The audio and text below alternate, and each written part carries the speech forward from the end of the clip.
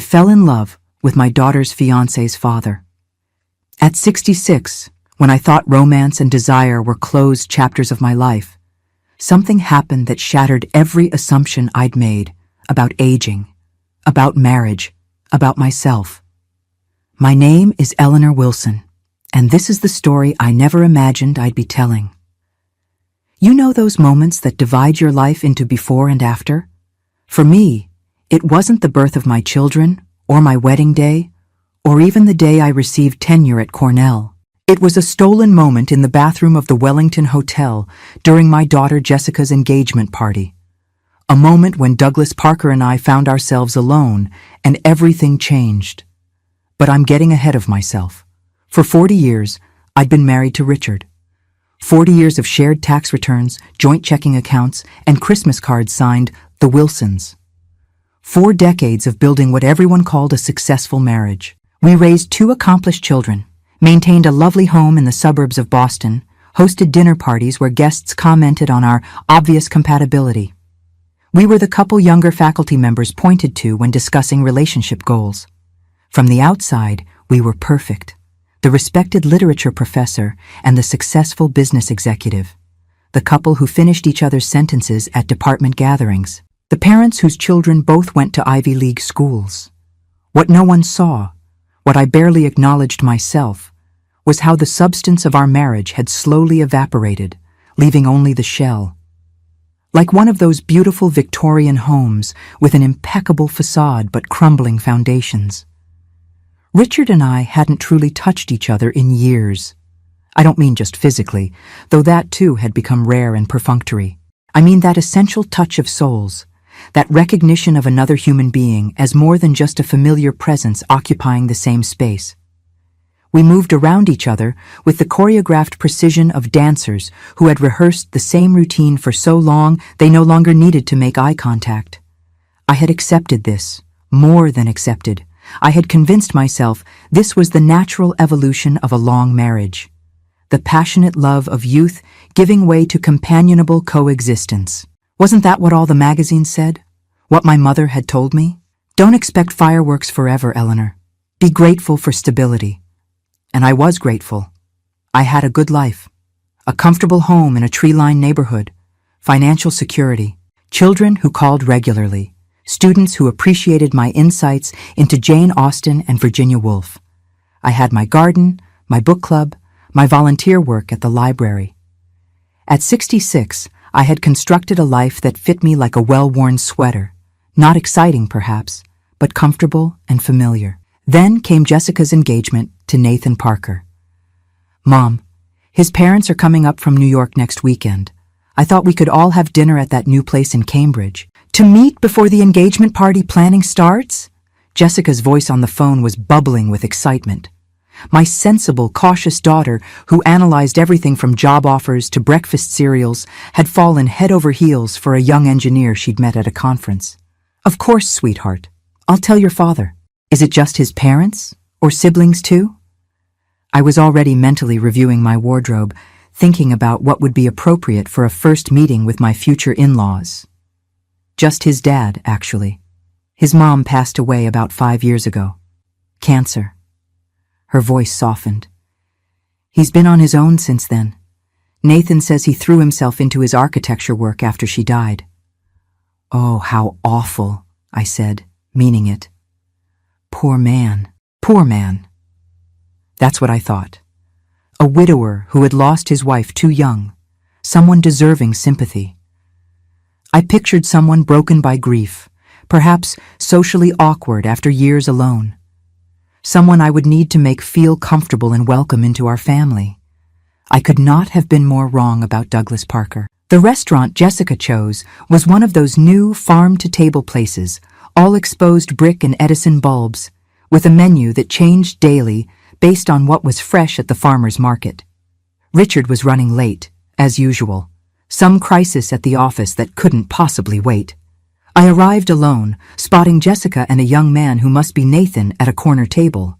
And there, standing as Jessica waved me over, was a tall man with silver hair and shoulders that still carried the suggestion of an athlete. He turned, and I saw eyes the color of stormy seas, crinkled at the corners from what I would soon learn was a ready laugh. Distinguished. That was the word that came to mind. Not handsome in the conventional sense. His nose was slightly too large, his jaw perhaps too sharp, but striking in a way that made it impossible not to look at him. "Mom, this is Nathan," Jessica said, beaming as the younger man stepped forward to shake my hand. "And this is his father, Douglas Parker." "Eleanor Wilson," I said, extending my hand to Douglas. "A pleasure to meet you." His hand enveloped mine, warm and solid. "The pleasure is entirely mine," he replied, his voice a rich baritone with just a hint of New York in the vowels. "I've heard so much about you from Nathan. A professor of English literature at Cornell, I understand? I just finished rereading Middlemarch last month." And just like that, we were off, discussing George Eliot and the complexities of provincial life while Jessica and Nathan exchanged amused glances.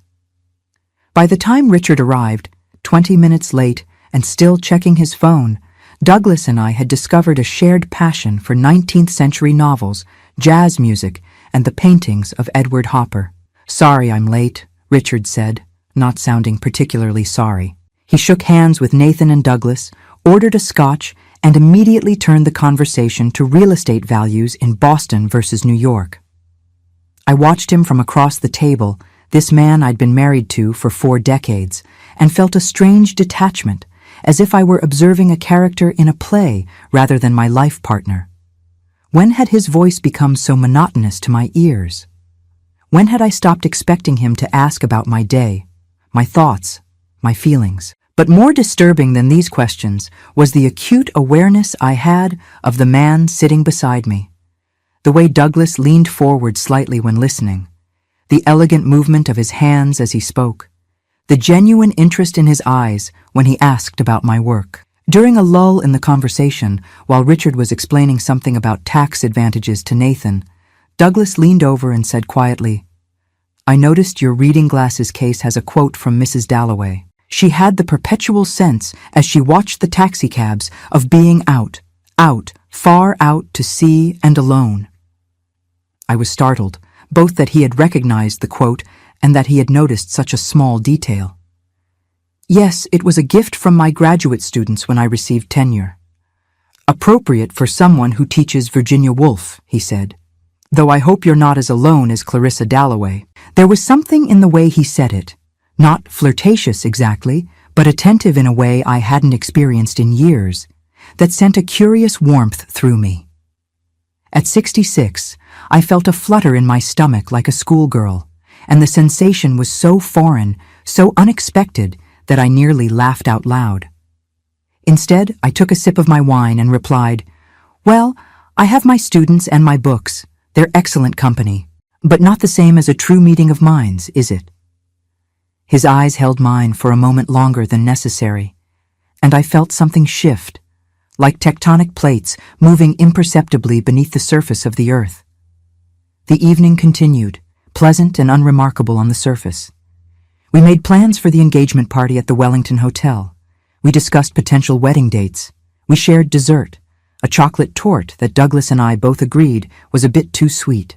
I drove home with Richard in silence, his attention on the road, mine on the memory of Douglas's laugh when I'd made a wry observation about academic politics. It meant nothing, I told myself. Just the pleasure of meeting someone well-read and interesting, a welcome addition to family gatherings. But that night, lying beside Richard's gently snoring form, I found myself replaying every moment of the conversation with Douglas. The way his eyes crinkled when he smiled, the respectful way he listened when I spoke. The unexpected thrill I felt when our hands accidentally touched, reaching for the breadbasket. "This is ridiculous," I whispered to myself in the darkness. "You're 66 years old, not 16. Yet as I finally drifted off to sleep, it was Douglas Parker's face I saw, not my husband's. And somewhere deep inside, in a place I thought had long gone dormant, something was awakening, something I wasn't prepared for at all. What began with a glance across a restaurant table would end in a way no one could have predicted, least of all me. Because 3 weeks later, at Jessica's engagement party, Douglas and I would find ourselves alone in a hotel bathroom, crossing a line I never imagined crossing. A line that would change everything. The morning after meeting Douglas, I woke before dawn with a strange restlessness. Richard slept soundly beside me, his back turned as usual. The space between us a silent testament to years of growing apart. I slipped out of bed without disturbing him and made my way downstairs to the kitchen of our colonial-style home in Brookline. Our house was beautiful by any standard. 4 bedrooms, 3 baths, a meticulously maintained garden that had been featured twice in the local garden tour. We'd purchased it 30 years ago when Richard received his first significant promotion. A house worthy of a rising executive, the realtor had called it. Over the years, I'd filled it with carefully selected antiques, original artwork from local artists, and shelves upon shelves of books. It was a professor's home, elegant without being showy, comfortable yet refined. As I made coffee in the quiet of early morning, I looked around at the familiar surroundings. The blue and white Portuguese tiles behind the sink that we'd brought back from a trip to Lisbon, the worn wooden table where our children had done their homework, the refrigerator door still adorned with Michael's Harvard Law School graduation announcement and Jessica's doctoral program acceptance letter. Evidence of a life well lived, a successful family. Why then did I feel this hollow ache in my chest? Richard and I had met at a faculty mixer when I was a young assistant professor and he was finishing his MBA. He was handsome, ambitious, and refreshingly direct in his interest. After years of dating earnest but impoverished graduate students, there was something appealing about his confidence, his certainty about the future. We married within a year, and I became pregnant with Michael shortly after. The early years were good, I reminded myself as I sipped my coffee. Richard's career took off, and although it meant long hours at the office and frequent business trips, I understood the sacrifices needed for success. I had my teaching, my research, my growing reputation in academic circles. When Jessica came along 3 years after Michael, our family felt complete. We had everything we'd planned for: healthy children, promising careers, financial stability. I couldn't pinpoint exactly when things began to change. Perhaps it was so gradual that, like a pot of water slowly heating, I didn't notice until everything was already boiling away. By the time the children were in high school, Richard and I were leading largely separate lives. He was consumed by his corporate world of mergers and acquisitions, board meetings and golf outings with clients. I had my students, my department politics, my publications. We still shared meals when our schedules aligned, attended the children's school events together, hosted holiday gatherings for extended family. But the connection, that essential current that runs between two people who truly see each other, had flickered and dimmed. The physical side of our marriage followed a similar trajectory.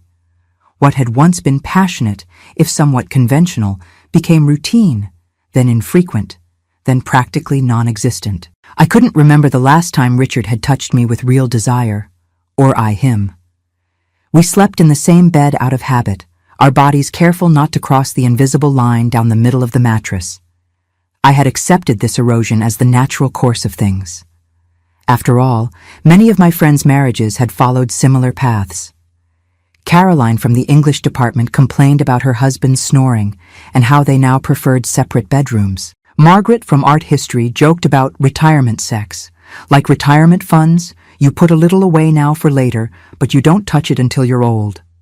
We laughed about these things, these compromises and accommodations, as if they were inevitable, even normal. I told myself that passion was for the young, that companionship and shared history were the compensations of a long marriage. And there were compensations. Richard was dependable. He never forgot our anniversary, though his gifts had become predictable. Jewelry from the same upscale store, selected with the help of the same salesperson year after year. He was generous with money, never questioning my purchases or academic travel expenses. He was proud of my professional achievements in his own distant way, mentioning my endowed chair to his colleagues as a point of prestige. "Your morning meditation?" Richard's voice interrupted my thoughts. He stood in the doorway in his monogrammed pajamas, hair still mussed from sleep but eyes already alert, checking his watch. a habit so ingrained I doubted he was even aware of it. Just enjoying the quiet, I replied, pouring him a cup of coffee the way he preferred it, 1 sugar, splash of milk. Did you sleep well? Fine, fine. He took the coffee, already reaching for his phone with his free hand. Busy day ahead. I've got the quarterly review meeting, then lunch with the Simmons team. Might be late tonight. He didn't ask how I'd slept or what my day entailed. It didn't even occur to him to mention last night's dinner, to offer an opinion about Jessica's fiancé or his father. These omissions weren't cruel or intentional. They were simply the reality of how we now existed together. 2 people sharing space, but not truly sharing lives. I'll be at the university most of the day, I said, though he hadn't asked. Department meeting, then office hours, then I'm giving a guest lecture for the comparative literature seminar. He murmured, scrolling through emails. Don't forget we have the Hendersons' anniversary party on Saturday. This was our marriage now, an exchange of schedules, a coordination of social obligations, occasional updates about the children, a smoothly functioning partnership that had all the appearance of intimacy without its substance. I watched him as he moved around the kitchen, efficient and self-contained. Richard, at 70, was still handsome in that corporate way. Silver hair always perfectly cut. His tall frame kept trim through rigorous sessions with a personal trainer, his clothing impeccable even in casual settings. He'd aged well externally, yet something essential had calcified within him over the decades, a gradual hardening that left him capable of managing multi-million-dollar deals, but seemingly unable to engage in genuine human connection. Had I changed too? I wondered, as I rinsed my coffee cup. The mirror told me I had aged predictably. My once auburn hair, now more gray than red despite discreet salon visits. Lines etched around my eyes and mouth. The softening of jawline and waistline that comes with advancing years. But inside, was I also hardened, diminished? The thought troubled me as I dressed for the day, selecting a navy skirt suit and pearl earrings, my professional armor. I found myself taking more care than usual with my makeup, adding a touch of blush, a hint of eyeshadow normally reserved for special occasions. You're being ridiculous, I told my reflection. This has nothing to do with meeting Douglas Parker. But even as I denied it, I knew something had shifted. That dinner conversation had awakened something I'd thought long dormant, not just physical attraction, though that was certainly part of it, but intellectual hunger, the pleasure of being seen and heard by someone who genuinely listened. The drive to campus that morning felt different somehow. I noticed things I usually didn't. The vibrant red of maple trees beginning their autumn transformation, the way sunlight played on the Charles River as I crossed the bridge, the energetic stride of students walking to morning classes. It was as if meeting Douglas had adjusted the lens through which I viewed the world, bringing everything into sharper focus. My office at the university was my sanctuary, walls lined with bookshelves, a desk positioned to catch the northern light, framed first editions of Virginia Woolf and Jane Austen, comfortable chairs for student conferences. Unlike our house, which bore the stamp of both Richard's and my tastes, or more accurately, the tasteful compromises between them, this space was entirely mine, reflecting my intellectual passions and professional identity. As I settled in, preparing for a day of teaching and meetings, my phone chimed with a text from Jessica. Dad for rehearsal dinner at Wellington? Need final count for reservation. I replied affirmatively, then hesitated before asking, Will Nathan's father be attending as well? Her response came quickly. Yes, Douglas is flying up from NY again. He's being super involved in all the planning, unlike Dad. I felt a flutter of something, anticipation, anxiety, at the thought of seeing Douglas again. He seems very nice, I typed carefully, looking forward to getting to know him better as we plan the wedding. 3 innocent dots on the screen, 3 dots that concealed the entirely inappropriate direction of my thoughts. Jessica sent back a heart emoji. He really liked you too, Mom. Said you were refreshingly erudite, whatever that means. Scholar speak, I guess. See you Thursday for venue tour. I set my phone down, trying to focus on the lecture notes before me, but my mind kept drifting. refreshingly erudite. He'd noticed me, thought about me after our meeting. The knowledge sent a schoolgirl thrill through me that was as embarrassing as it was undeniable. Professor Wilson, my graduate assistant, Emma, appeared at the door. "Your 9 o'clock class is waiting." "Yes, of course." I gathered my materials, slipping into the professional persona that was so familiar it felt like a second skin. Dr. Eleanor Wilson, distinguished professor of English literature, expert on female writers of the Victorian and modern periods, respected mentor to generations of students. Not a 66-year-old woman with an inconvenient attraction to her daughter's future father-in-law. As I walked across the autumn campus toward my classroom, I tried to put Douglas Parker firmly out of my mind. I had a marriage, a career, a life that made sense. One interesting conversation with an attractive man didn't change any of that. By the time Thursday's venue tour came around, this strange fluttering would surely have subsided. I believed that then, with the certainty of someone who had always lived according to plan. I couldn't have known how thoroughly that certainty would be shattered, or how hungry I actually was for precisely that shattering. Thursday arrived with unseasonable warmth, a last golden breath of summer before autumn fully claimed New England. I dressed with care for the venue tour, a burgundy wrap dress I hadn't worn in some time, a silver necklace Richard had given me years ago, comfortable yet elegant heels. I told myself this attention to appearance was simply appropriate for the occasion. After all, we would be meeting with the event coordinator at the Wellington, one of Boston's most prestigious hotels. It had nothing to do with the fact that Douglas would be there. The Wellington stood in Back Bay, a grand dame among the historic buildings, its stone facade and brass revolving doors speaking of old money and timeless elegance. As I approached the entrance, I caught sight of my reflection in the polished glass. A slender woman with carefully styled gray auburn hair, posture straight from decades of classroom authority, eyes betraying a nervousness that seemed wholly inappropriate for a woman my age. "Get a grip, Eleanor," I muttered to myself as I pushed through the revolving door into the marble-floored lobby. Jessica spotted me immediately, waving from across the space where she stood with Nathan. And there beside them, engaged in conversation with a hotel staff member, was Douglas.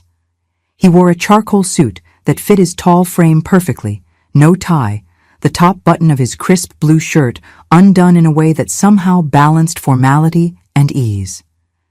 He looked up as I approached, and the smile that lit his face seemed to warm the entire vast lobby. "Eleanor," he said, stepping forward to greet me. "Wonderful to see you again." "You too," I replied, aware of a slight tremor in my voice that I disguised by immediately turning to embrace Jessica. "Sorry I'm a few minutes late. Faculty meeting ran over." "Dad's running late too," Jessica said with a familiar mix of resignation and affection. "Conference call he couldn't reschedule, apparently." "Of course," I nodded, unsurprised. Richard's work had always taken precedence. "Ms.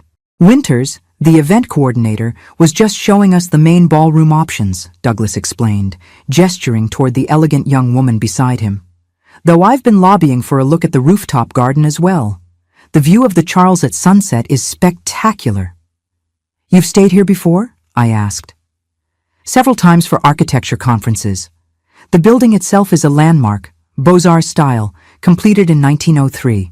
The moldings in the grand ballroom are original, hand-carved oak." His eyes brightened with enthusiasm.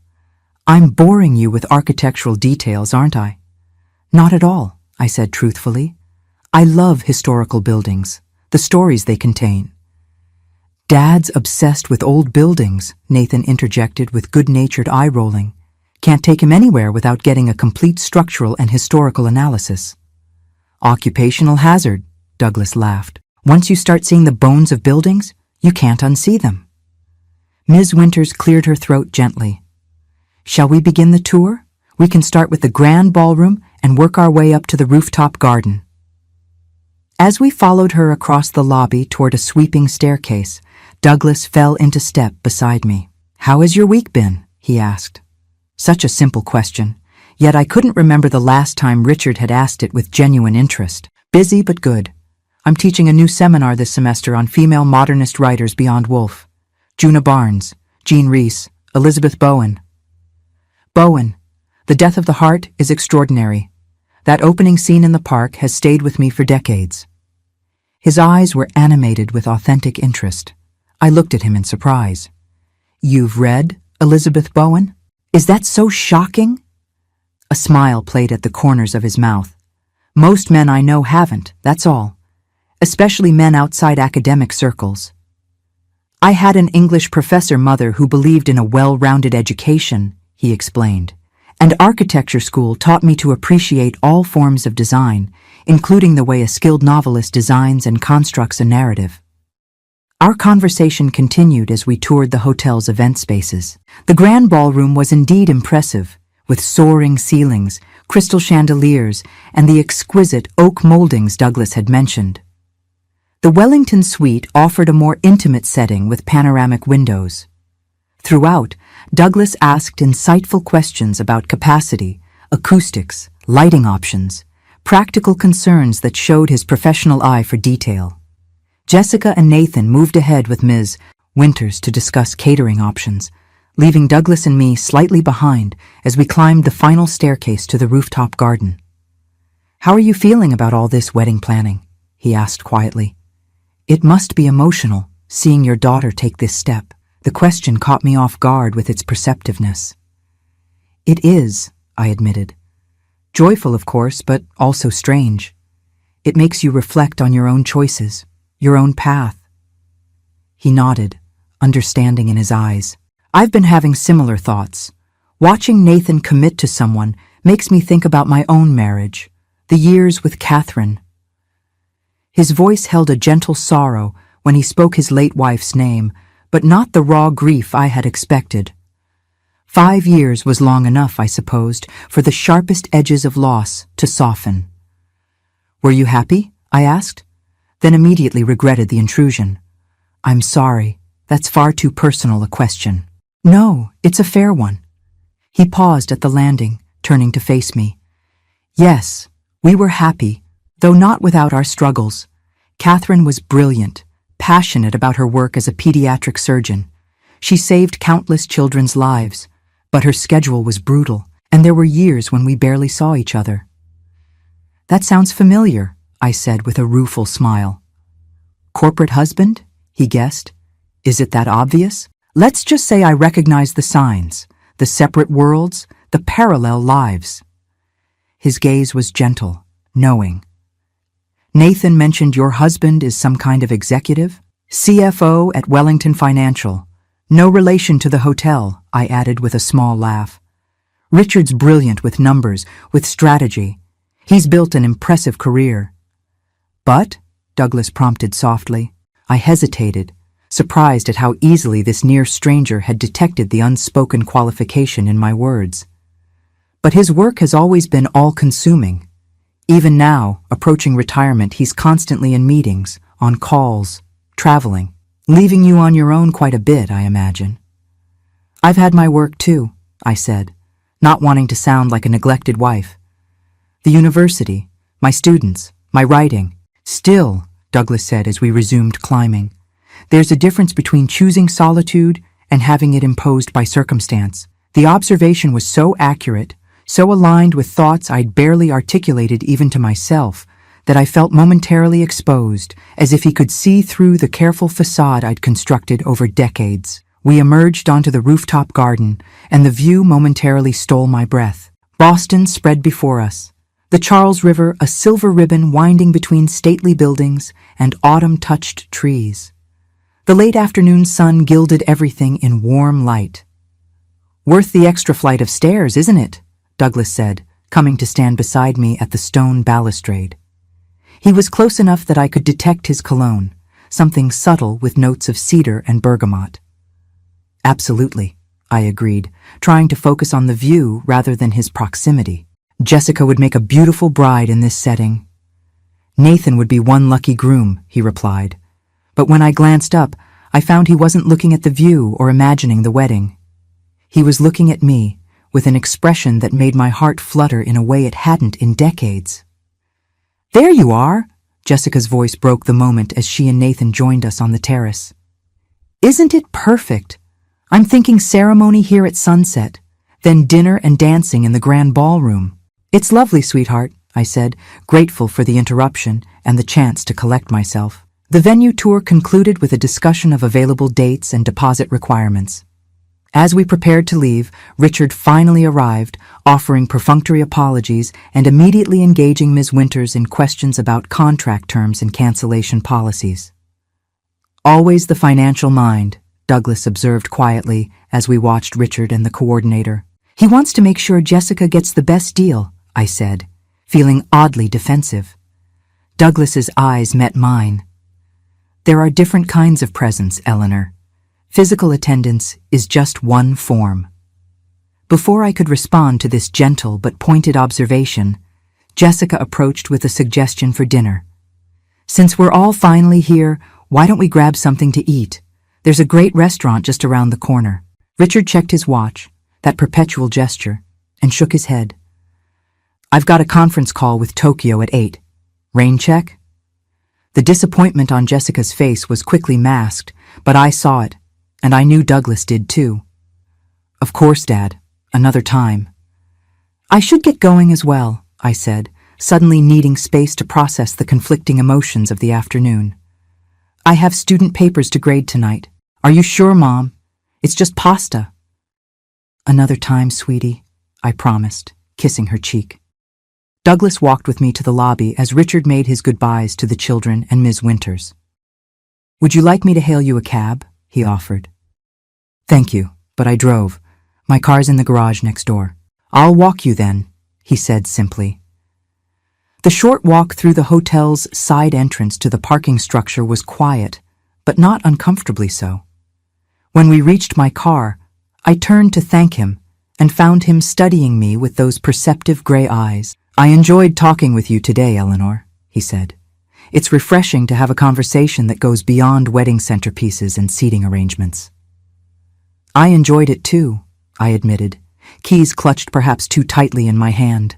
I'm staying in town until Sunday for some meetings with a potential client. Perhaps we could continue our discussion of Elizabeth Bowen over coffee? Saturday morning, if you're free? The invitation hung in the air between us. I knew what the proper response should be. A polite demurral, a suggestion that we'd have plenty of time to chat during future wedding preparations. That would be the sensible, appropriate course. Instead, I heard myself say, I'd like that. His smile was warm, genuine. Excellent. There's a cafe called Trident on Newberry Street. Would 10 o'clock work? Perfect, I said, aware of crossing some invisible boundary, but unable to make myself step back. As I drove home through the gathering dusk, I tried to rationalize my decision. It was just coffee, just conversation with an intelligent man who shared my interests. There was nothing inappropriate about two in-laws-to-be getting better acquainted. I would tell Richard about it when I got home, mention it casually over dinner. But deep down, I knew. Something had ignited between Douglas Parker and me that afternoon on the rooftop garden. Something that had nothing to do with wedding plans and everything to do with feeling truly seen for the first time in years. And that something, however innocent it might appear on the surface, carried the dangerous potential to upend multiple lives, including my own. I didn't tell Richard about the coffee plan with Douglas. The opportunity arose. We ate dinner together that night, a rare occurrence these days, but the words stayed locked behind my lips. Richard spoke about his conference call with Tokyo, the quarterly projections, a potential retirement package for one of his VPs. I nodded in all the right places, asked appropriate questions, while a voice in my head whispered, Tell him. Tell him you're meeting Douglas on Saturday. But I didn't, and my silence felt like the first betrayal. Friday passed in a blur of lectures and faculty meetings. I found myself distracted during discussions about curriculum changes and department funding, my mind wandering to that moment on the rooftop garden when Douglas had looked at me with such focused attention.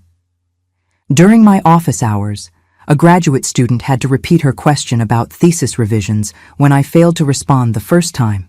Are you feeling all right, Professor Wilson? she asked with concern. Just a bit tired, I assured her, embarrassed to be caught daydreaming like a schoolgirl. That evening, as I stood in my closet deciding what to wear to bed, I caught myself wondering what I would wear to coffee the next day. The realization sent a jolt of alarm through me. This was ridiculous. I was a married woman of 66, a respected professor, mother of grown children. I had no business fretting over clothes for a casual coffee with my daughter's future father-in-law. Nevertheless, I found myself selecting a midnight blue blouse the next morning, one that Jessica had once mentioned brought out the blue in my eyes.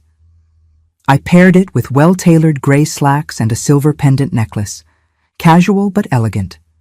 I applied makeup with more care than usual for a Saturday, adding a touch of mascara, a hint of rose-colored lipstick. Heading to campus? Richard asked, barely glancing up from his newspaper as I came downstairs. Meeting a colleague for coffee, I replied, the half-truth bitter on my tongue. Some questions about the Victorian Literature Survey course I'm teaching next semester. He nodded, already turning the page. I'll be at the club most of the day, racquetball with Jim, then lunch with the finance committee. How easy it was to live parallel lives, I thought, as I drove toward Newbury Street. How comfortable we had become with our separate routines, our separate interests, our separate worlds. When had we stopped sharing the small details of our days? When had we stopped being curious about each other's thoughts, feelings, plans? The Trident Cafe was busy, but not overcrowded, a cozy space filled with bookshelves and the rich aroma of fresh coffee. Douglas was already there when I arrived, seated at a corner table with 2 cups before him. I hope you don't mind, he said, rising as I approached. I took the liberty of ordering for you. Black coffee with 1 sugar, if I remember correctly from dinner the other night. I was touched that he had noticed, had remembered this small detail. Perfect, thank you. He held my chair, a courteous gesture rarely seen these days. As I settled across from him, I noticed he looked different in casual clothes.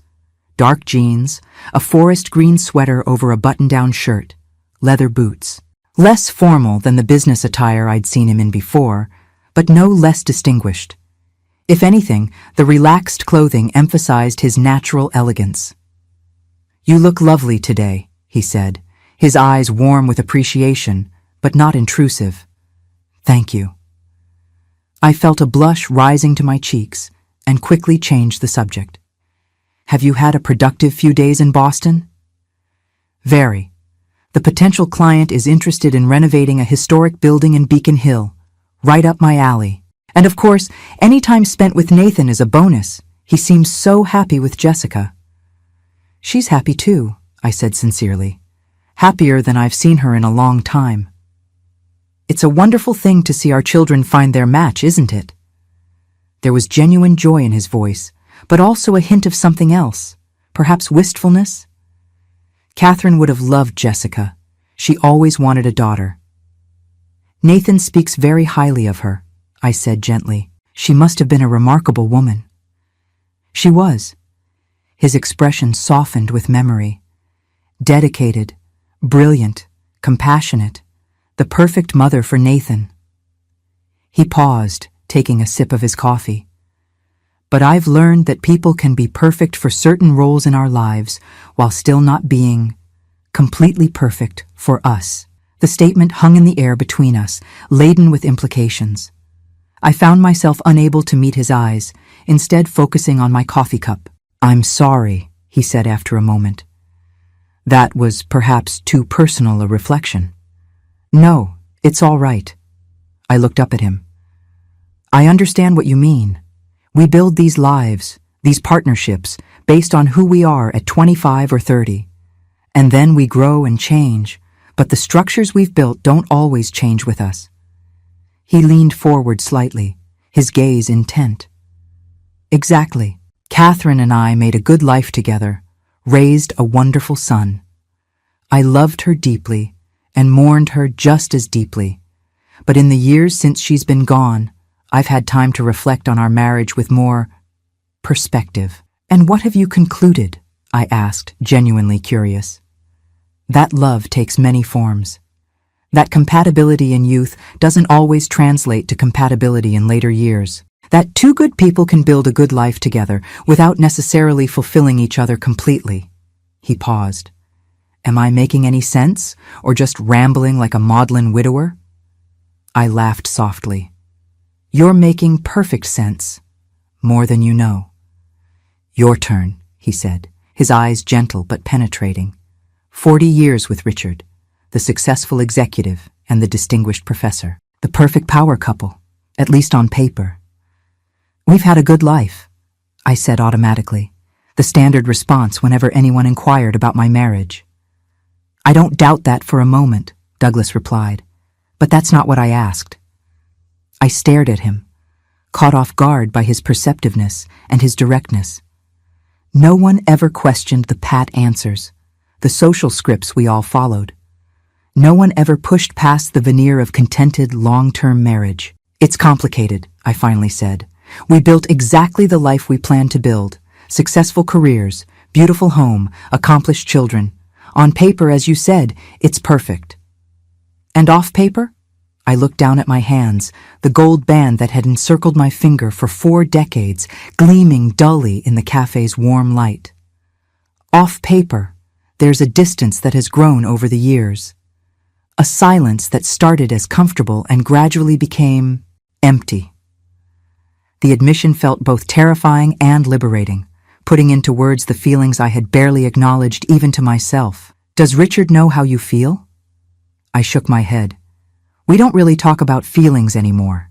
We talk about schedules, about the children, about practical matters. We coordinate rather than communicate.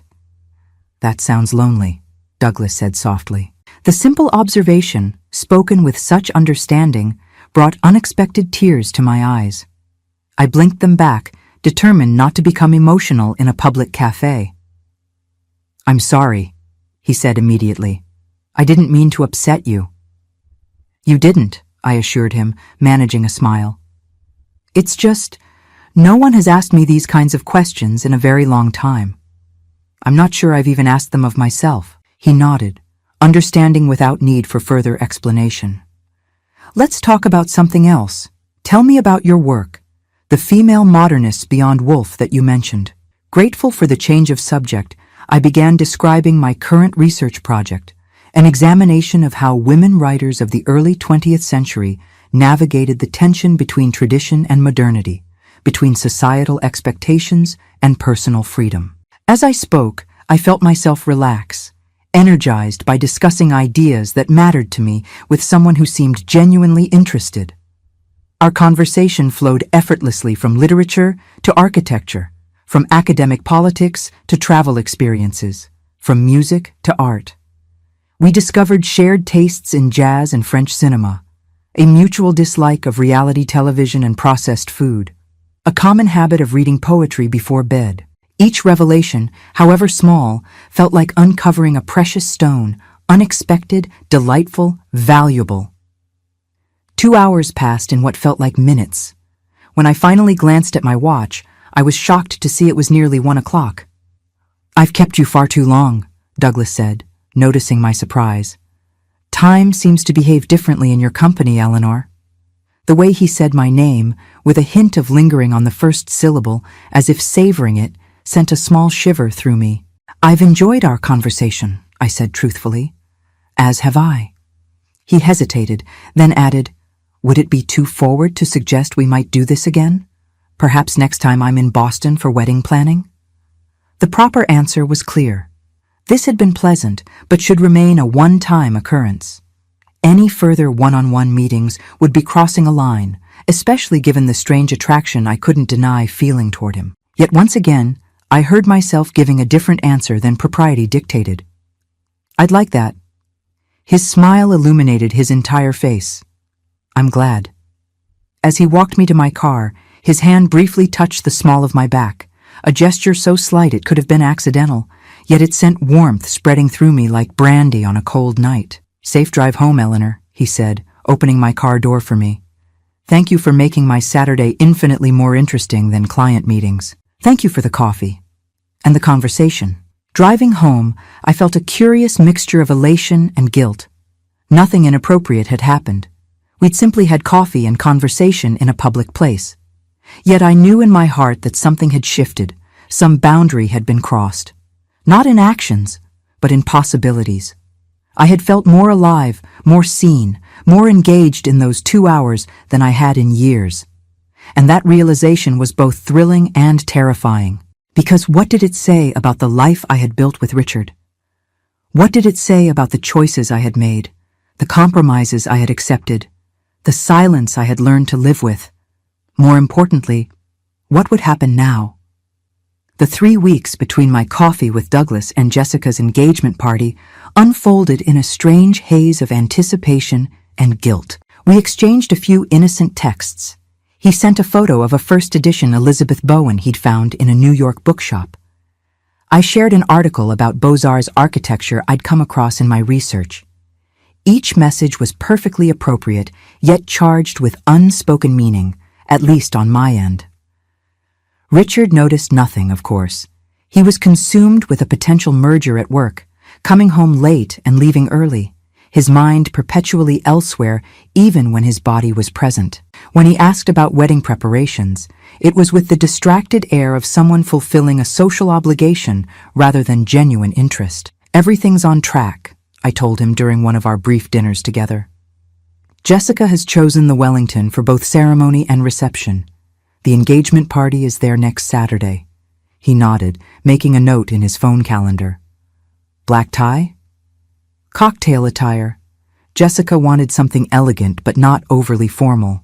"I'll have Diane order some flowers to be delivered," he said, referring to his administrative assistant who handled such personal details for him. I wanted to object. Shouldn't a father choose flowers for his daughter's engagement party himself? But held my tongue. This was our way now, had been our way for decades. Practical, efficient, emotionless. Jessica, meanwhile, was caught up in a whirlwind of excitement. She called nearly every day with updates about dresses, flowers, menu options. I listened with genuine happiness for her, while a small, shameful part of me counted down the days until I would see Douglas again. The night of the engagement party arrived with picture-perfect October weather, cool but not cold, the trees in the public garden across from the Wellington ablaze with autumn colors. I dressed with particular care in a deep emerald cocktail dress I'd purchased specially for the occasion, its cut modest yet flattering to my still slender figure. Richard complimented me perfunctorily as we left the house, his mind clearly already on the social networking he planned to do at the event. The Wellington's mezzanine level had been transformed for the party. Soft lighting from crystal chandeliers cast a golden glow over elegant flower arrangements in autumn hues. A string quartet played classical pieces in one corner, while waitstaff circulated with champagne and hors d'oeuvres. Jessica and Nathan stood near the entrance, greeting guests as they arrived. She radiant in a champagne-colored dress, he handsome and proud beside her. "Mom! Dad!" Jessica embraced us warmly. "You look gorgeous, Mom. That color is amazing on you." "Thank you, sweetheart. Everything looks beautiful." I hugged her tightly, genuinely moved by her happiness. "You've done an incredible job with the planning." "Actually, Douglas helped a lot," she said, surprising me. "He knows the events director here and got us some special touches included." She gestured toward the custom ice sculpture depicting Boston's skyline and the elaborate flower wall perfect for photos. "That was very kind of him," I managed, my pulse quickening at the mention of his name. "He's around somewhere," Nathan said, looking over the growing crowd. "Probably charming someone's grandmother. He has a gift for that." I moved through the party in a state of heightened awareness, exchanging pleasantries with Jessica's friends and colleagues, Richard's business associates, family members from both sides. All the while, I was conscious of searching the room for Douglas, both dreading and longing for our first encounter since that coffee shop morning. I was speaking with Nathan's aunt when I felt it, that peculiar awareness of being watched. I turned slightly and saw him across the room, impeccable in a charcoal suit with a silver tie that matched his hair. Our eyes met, and he smiled. A smile that felt like a private message in the crowded room. A few minutes later, As I stood alone briefly near one of the flower arrangements, he approached. "Eleanor," he said, his voice warm, "you look absolutely stunning this evening. Thank you." I felt heat rise to my cheeks like a much younger woman. "Jessica tells me you had a hand in these beautiful decorations. Just a few suggestions. Your daughter has excellent taste." He stood beside me, a respectable distance between us, but close enough that I could detect his cologne. "Is Richard here? I should say hello." "In the corner, talking with some banking colleagues."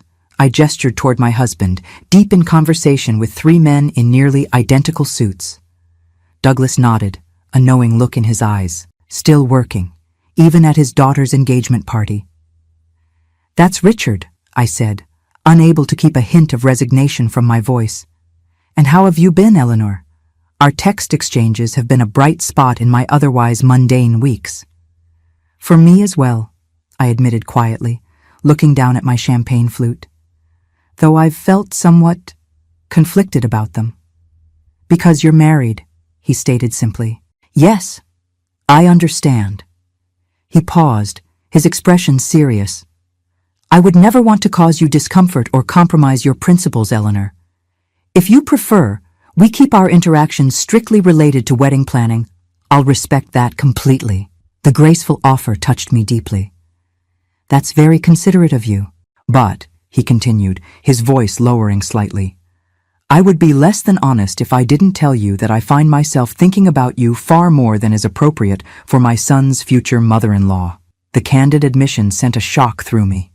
Until that moment, I had been able to maintain the fiction, at least partially, that my feelings were one-sided, that Douglas was simply being friendly and intellectual.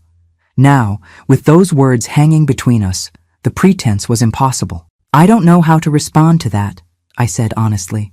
"You don't need to respond at all," he assured me. "I just wanted you to know that you're not alone in whatever you might be feeling, and that I respect you too much to play games or create situations that might compromise your marriage." Before I could formulate a reply, we were interrupted by the event coordinator announcing that dinner would be served in 20 minutes. The moment broke, and Douglas excused himself to speak with some of Nathan's relatives, leaving me with my thoughts in disarray. During dinner, I was seated between Richard and Jessica's godmother, with Douglas at a different table across the room. I ate mechanically, laughed at the appropriate moments during the toasts, played my role of proud mother with practiced ease.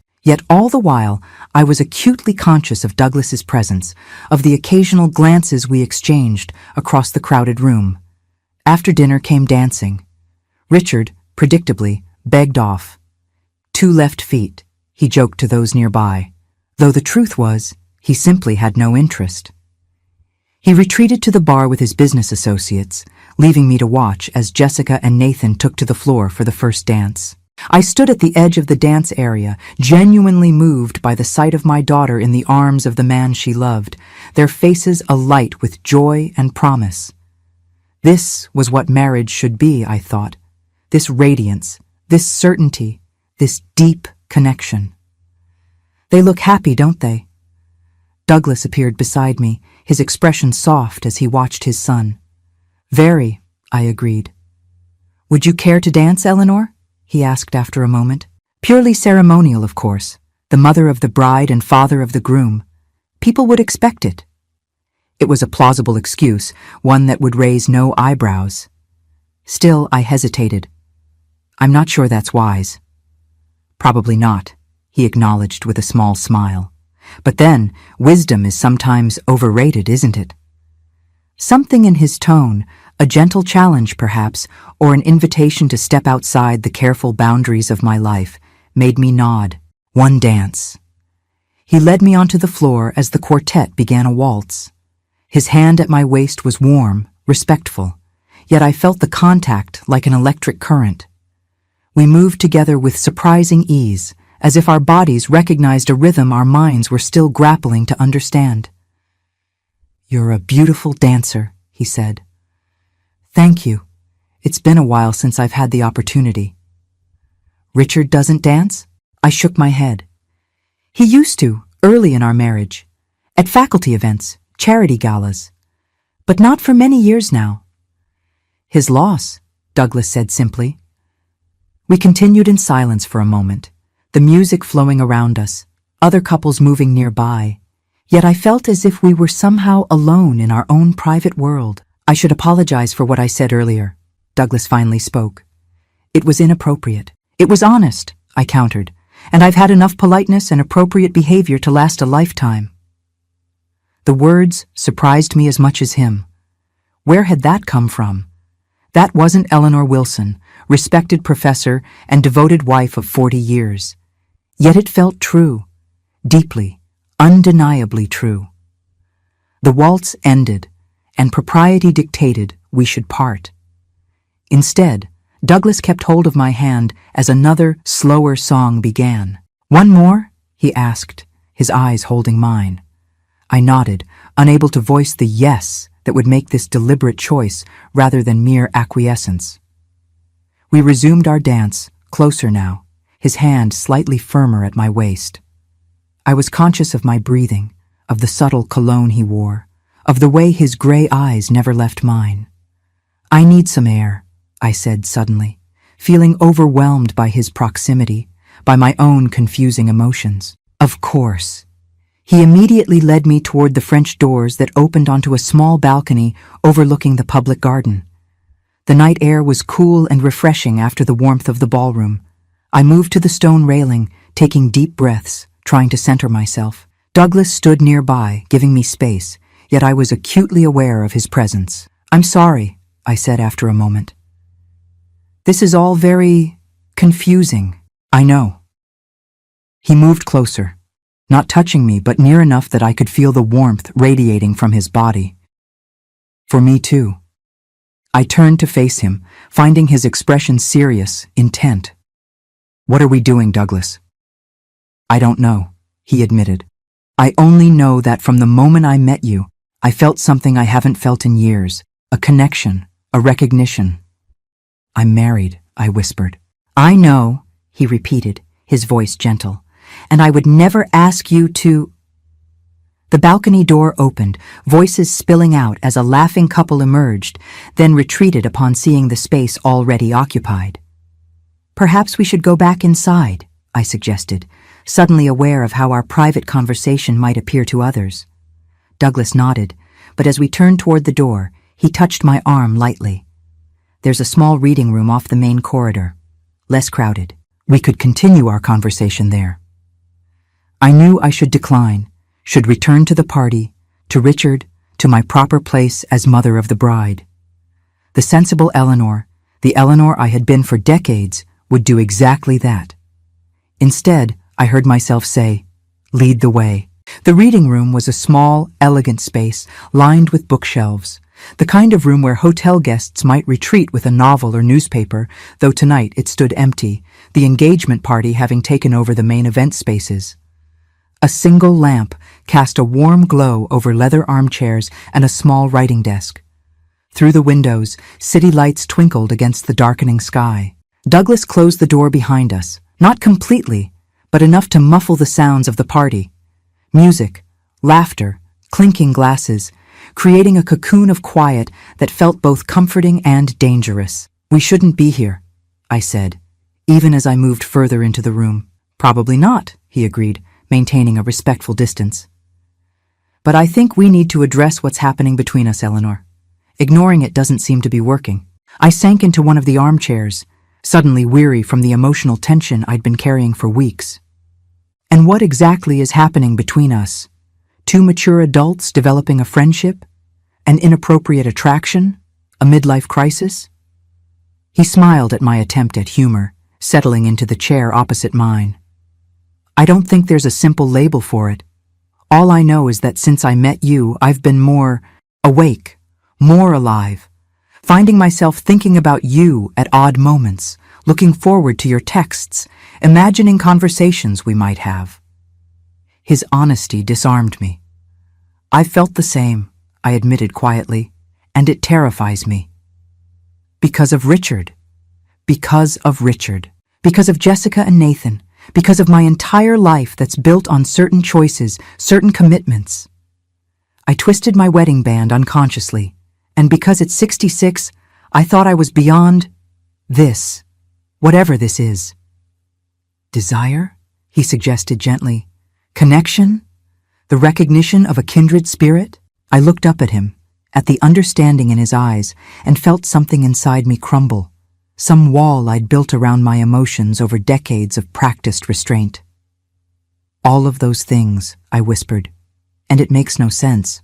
We barely know each other. We've had one coffee, exchanged a few texts. This isn't rational. The heart isn't rational, Eleanor. Neither is the soul. He leaned forward, not touching me, but closing the distance between us slightly. I spent 2 years after Catherine died wondering if I'd ever feel anything again, anything beyond basic functioning. Then you walked into that restaurant, and something woke up. I don't understand it either, but I know it's real. Even if it is, I countered, what good can come of it? I'm married. Our children are engaged. The potential for hurt, for scandal, for damage. I know, he interrupted gently. Believe me, I've had the same thoughts. I've told myself repeatedly to step back, to keep things purely cordial. And yet, I echoed, the two simple words containing all the complexity of our situation. For a moment, we sat in silence, the ticking of a small clock on the mantelpiece the only sound beyond our breathing.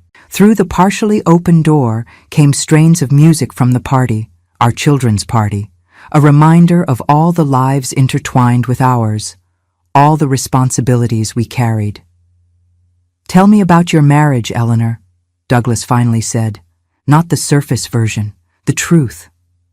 The question should have felt invasive, inappropriate. Instead, it felt like an opening, a chance to articulate thoughts I'd buried for years.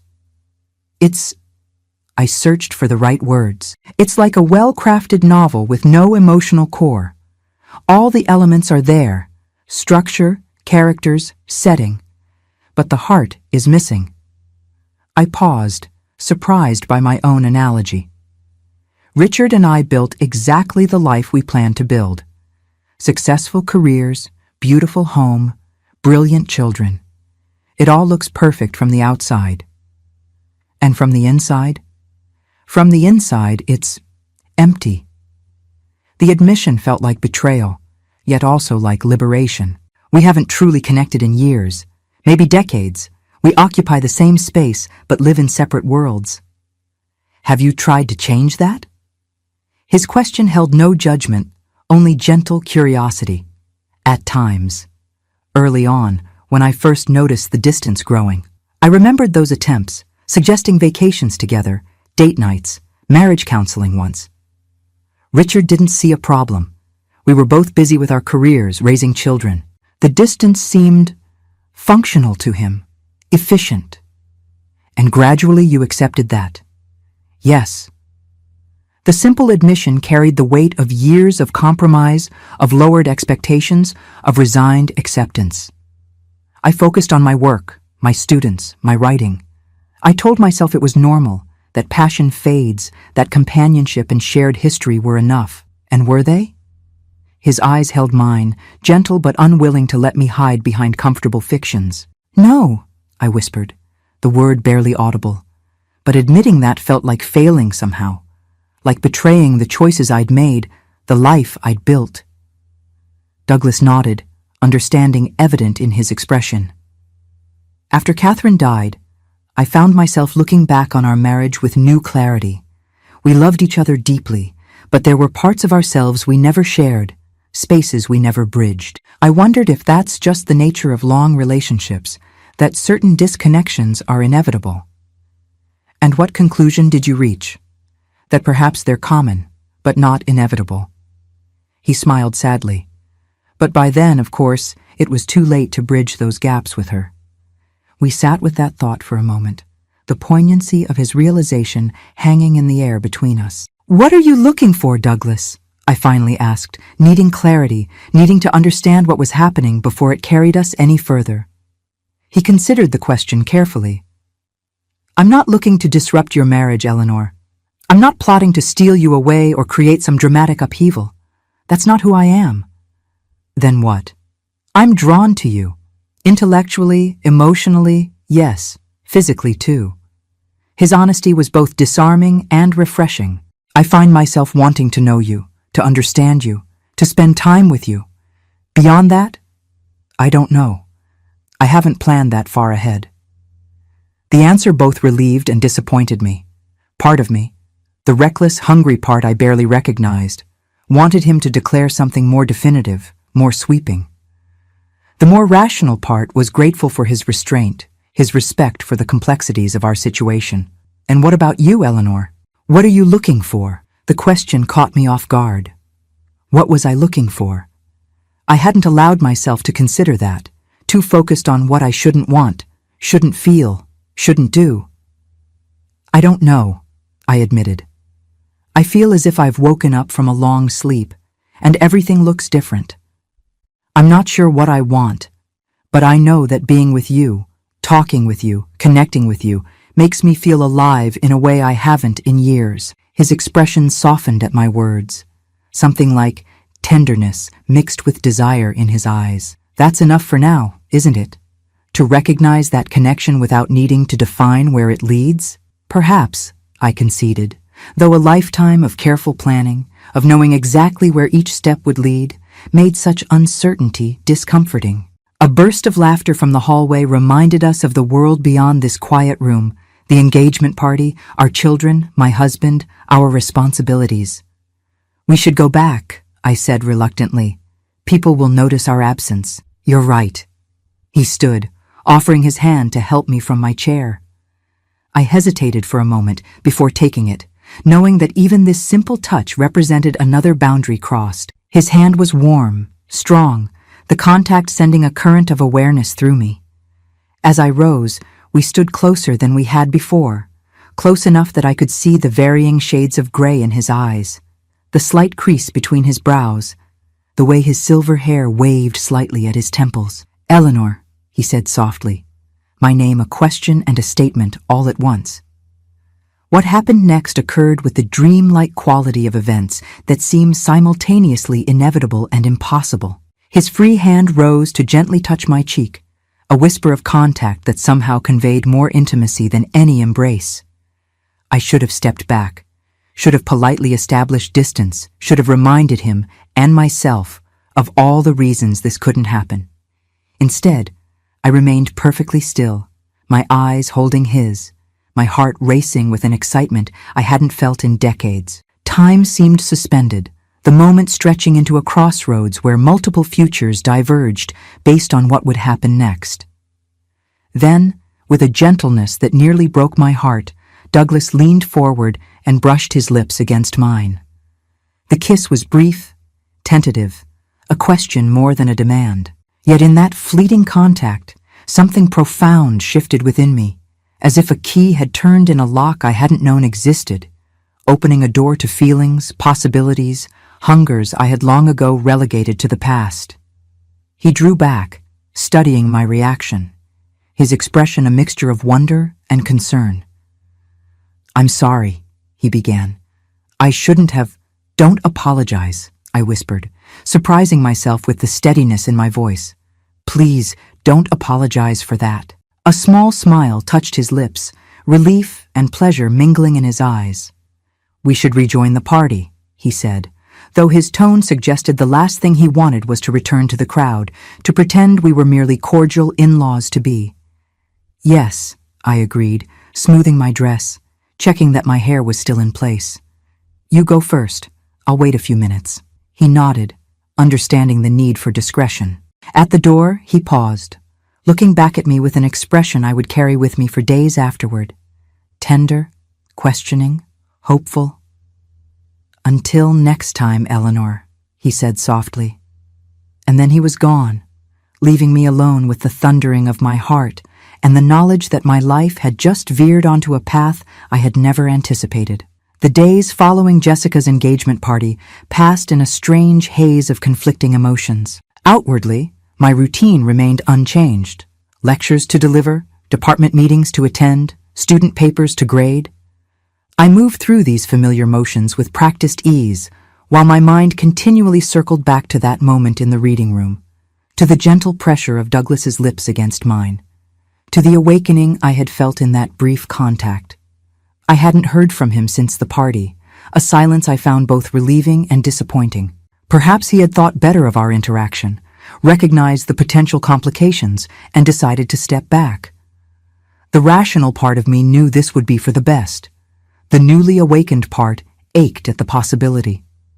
A week after the party, as I was preparing for bed, my phone chimed with a text message. I reached for it, expecting Jessica with another wedding question. Instead, I saw Douglas's name. I've tried to write this message a dozen times and deleted it each time, but I can't stop thinking about you, about our conversation, about that moment. I'm in Boston again next Friday for meetings. Would you have dinner with me? I stared at the screen, my heart racing. Dinner was different from coffee. Dinner was evening, intimate, undeniably date-like. To accept would be a deliberate step across a line I had never imagined crossing in 40 years of marriage. Richard was already asleep beside me, his reading glasses still perched on his nose, a financial journal open on his chest. Looking at him, this familiar stranger I had shared my life with, I felt a complex tangle of emotions: loyalty, guilt, resignation, and an unexpected thread of resentment. How many years had it been since he had truly seen me? Since he had reached for me with desire rather than habit? Since he had been curious about my thoughts, my feelings, my dreams? I picked up my phone and typed a reply before I could talk myself out of it. Yes, where and when? His response came almost immediately. Soralina, 7:30. I'll make the reservation. Thank you, Eleanor. That simple thank you conveyed a world of understanding, acknowledgement of what this decision meant, appreciation for the complexity of my position. It was this sensitivity, this emotional intelligence, that drew me to Douglas as much as any physical attraction. I set my phone on the nightstand and gently removed the journal and glasses from Richard's sleeping form. He didn't stir, hadn't for years. Once, early in our marriage, I could never move without him instinctively reaching for me, even in sleep. I couldn't remember when that had stopped, when the invisible thread connecting us had frayed and finally broken. Friday arrived with unseasonable warmth for late October, as if the weather itself were conspiring to make my path easier. I told Richard I had a faculty dinner, a lie that tasted bitter but came with surprising ease. He barely looked up from his laptop, nodding absently, already forgetting the information as soon as he'd received it. I dressed with care in my campus office after my last class. A burgundy wrap dress I rarely wore, low-heeled leather boots, a simple gold necklace. I applied makeup with more attention than usual, adding a touch of eyeshadow, a hint of blush, a deeper shade of lipstick than my typical neutral tone. Looking in the small mirror I kept in my desk drawer, I barely recognized myself. Not because of the makeup, but because of the light in my eyes, the slight flush to my cheeks that had nothing to do with cosmetics. Soralina was an upscale Italian restaurant in Back Bay, intimate without being overtly romantic, elegant without being intimidating. I arrived 5 minutes early, my stomach fluttering with nerves I hadn't experienced since graduate school. The maitre d' led me to a corner table where Douglas was already waiting, standing as I approached. "Eleanor," he said, my name like a caress on his lips. "Thank you for coming." He looked handsome, in a charcoal suit with no tie, his silver hair catching the warm lighting of the restaurant. But it was his expression that caught my breath, the way his eyes lit up when he saw me, as if I were a gift he hadn't dared hope for. "You look beautiful," he said, as I took my seat, his gaze appreciative without being invasive. "Thank you," I replied, smoothing my napkin across my lap to hide the slight tremor in my hands. "You look quite nice yourself." A waiter appeared with menus and a wine list. Douglas ordered a bottle of Barolo after a brief consultation with me about my preferences. Once the waiter had gone, a slight awkwardness descended, the reality of what we were doing suddenly palpable. "How has your week been?" Douglas asked, his voice gentle, offering the safety of conventional conversation. Busy. End-of-term pressures are mounting, and Jessica calls daily with wedding questions. I paused, the mention of Jessica bringing our complicated situation into sharp focus. She's thinking about New Year's Eve for the wedding date. Nathan mentioned that, a symbolic fresh start. His expression grew thoughtful. Eleanor, if you're uncomfortable with this, with us having dinner, we can treat it as a wedding planning discussion between future in-laws. No expectations beyond that. The gracious offer touched me deeply. That's very considerate of you. I meant what I said in my text. I can't stop thinking about you, about that moment at the party. But the last thing I want is to cause you distress or put you in an impossible position. The wine arrived, a welcome interruption as the sommelier went through the ritual of presentation, uncorking, and tasting. When we were alone again, glasses filled with ruby liquid, I found my courage. I can't stop thinking about it either, I admitted quietly, which terrifies me if I'm being honest. This isn't who I am, Douglas. I've never. I trailed off, not needing to complete the sentence. Never considered being unfaithful, he finished gently. I understand. It speaks to your character, your integrity. Yet here I am, I said with a small, rueful laugh, having dinner with a man who isn't my husband, wearing a dress I specifically chose, hoping you would find me attractive. He smiled, his eyes warming. Mission accomplished on that front. The waiter returned for our orders, roasted scallops for me, osso buco for Douglas. As we handed back the menus, our fingers brushed briefly, the small contact sending a current of awareness through me that was both thrilling and unsettling.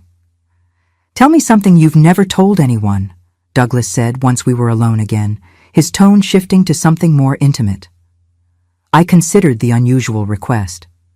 That's quite a challenging opening. I find conventional dinner conversation dull, especially when what I really want to know is who you are beneath the accomplished professor, the devoted mother, the dutiful wife. His directness was refreshing after decades of polite, surface-level interactions. I took a sip of wine, gathering my thoughts. I've never told anyone that I sometimes regret choosing the safer path in my academic career. I specialized in established female writers, Woolf, Austen, the Brontes, instead of following my deeper interest in obscure experimental writers from the period, the unrecognized voices. Why the safer path? Pragmatism, tenure considerations, the expectations of the department. I traced the rim of my wineglass, and perhaps a certain risk aversion that seems to have characterized many of my life choices. Including marriage? He asked gently. I met his eyes, surprised by his perceptiveness. Perhaps. Richard was a sensible choice, stable, ambitious, from a good family. My parents approved wholeheartedly. And now? His question hung in the air between us, laden with implications. Now, I wonder what my life might have been if I'd chosen differently. If I'd prioritized passion over pragmatism, uncertainty over security. I paused, realizing how revealing the admission was. Your turn. Something you've never told anyone. He considered for a moment, his expression growing more serious. I've never told anyone how lonely I was in my marriage at times, despite loving Catherine deeply. She was brilliant, compassionate, dedicated to her patients. But there were parts of myself, my love of poetry, my interest in philosophy, my occasional melancholy, that she never fully understood or engaged with. And you never expressed this to her? I tried early on, but she was so practical, so focused on concrete realities. When I would wax philosophical, she would gently redirect the conversation to plans for the weekend or updates on Nathan's activities. He smiled sadly. It wasn't her fault. We were simply wired differently in some fundamental ways. Yet you stayed faithful, committed. Yes, because I did love her, and our life together was good in many important ways. I accepted that no one person can fulfill every need, meet every longing. He took a sip of wine.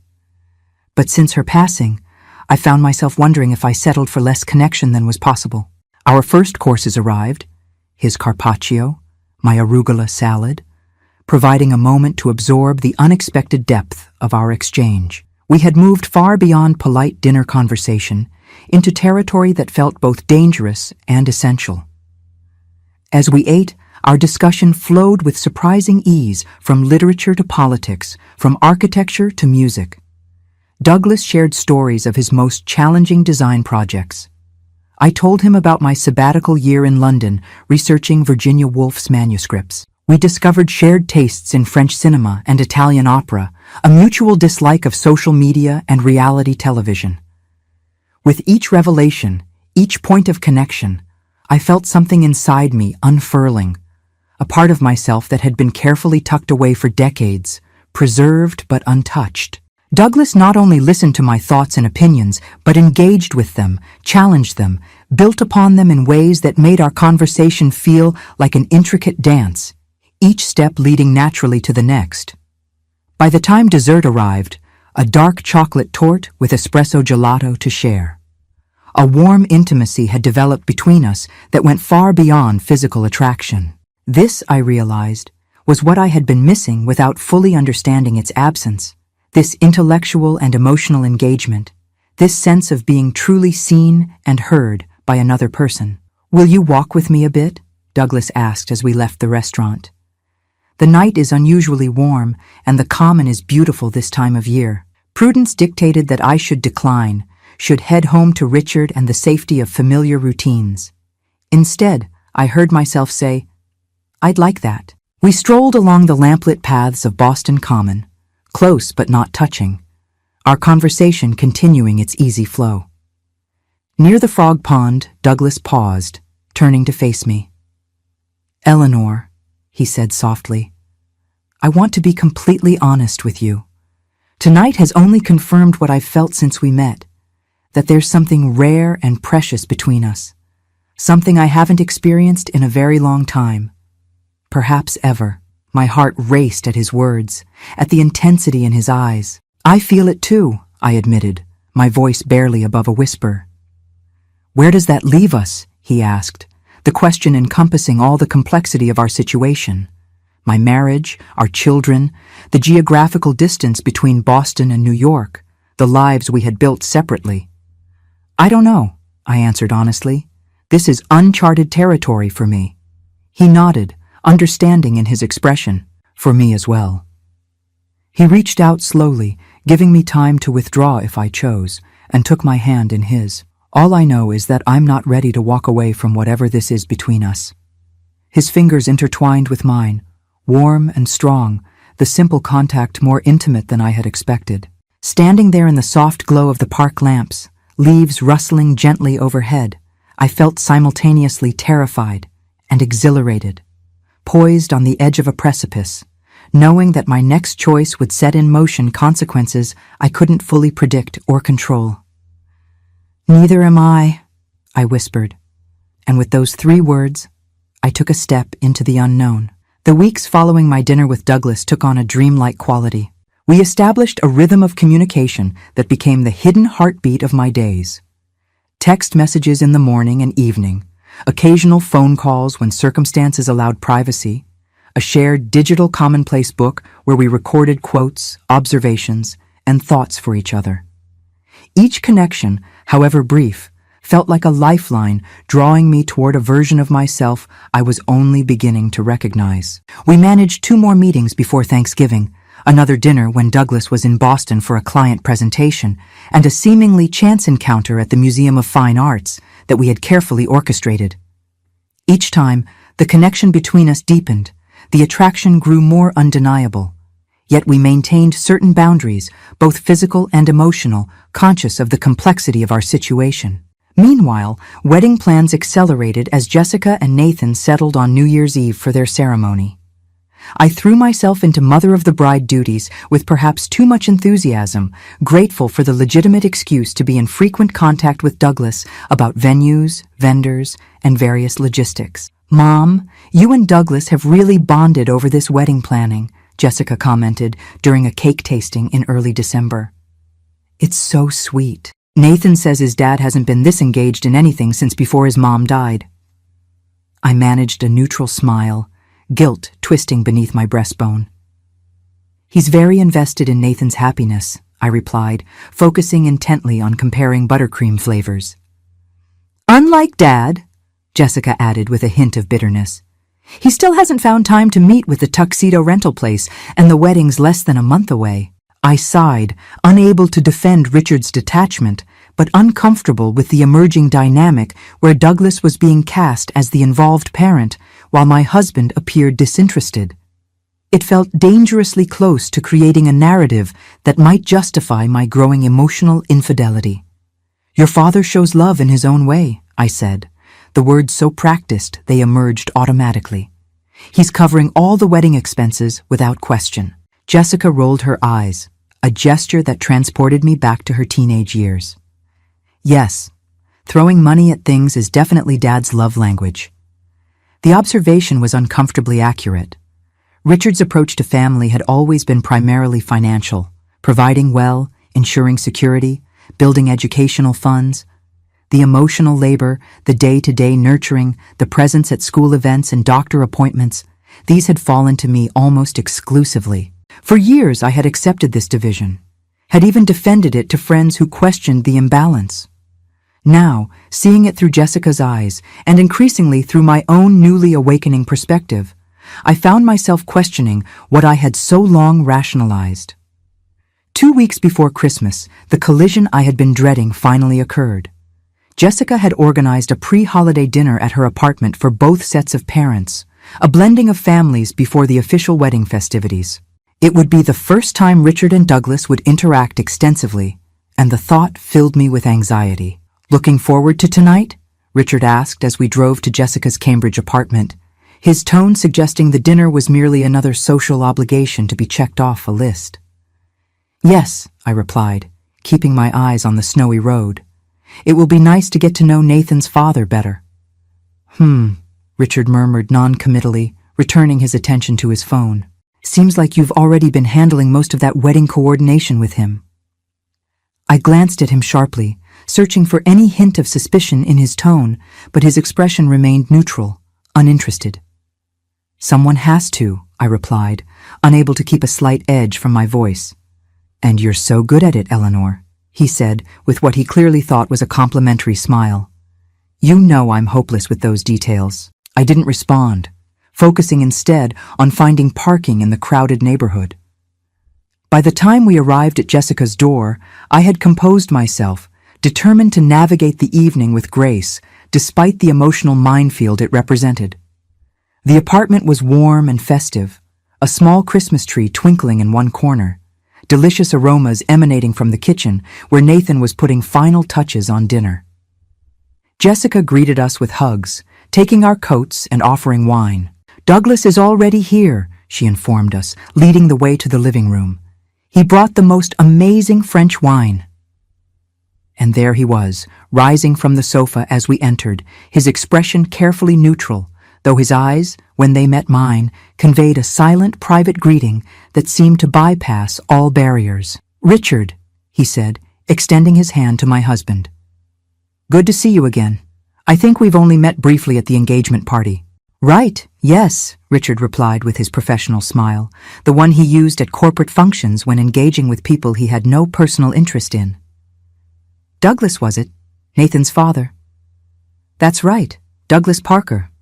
I'm an architect based in New York.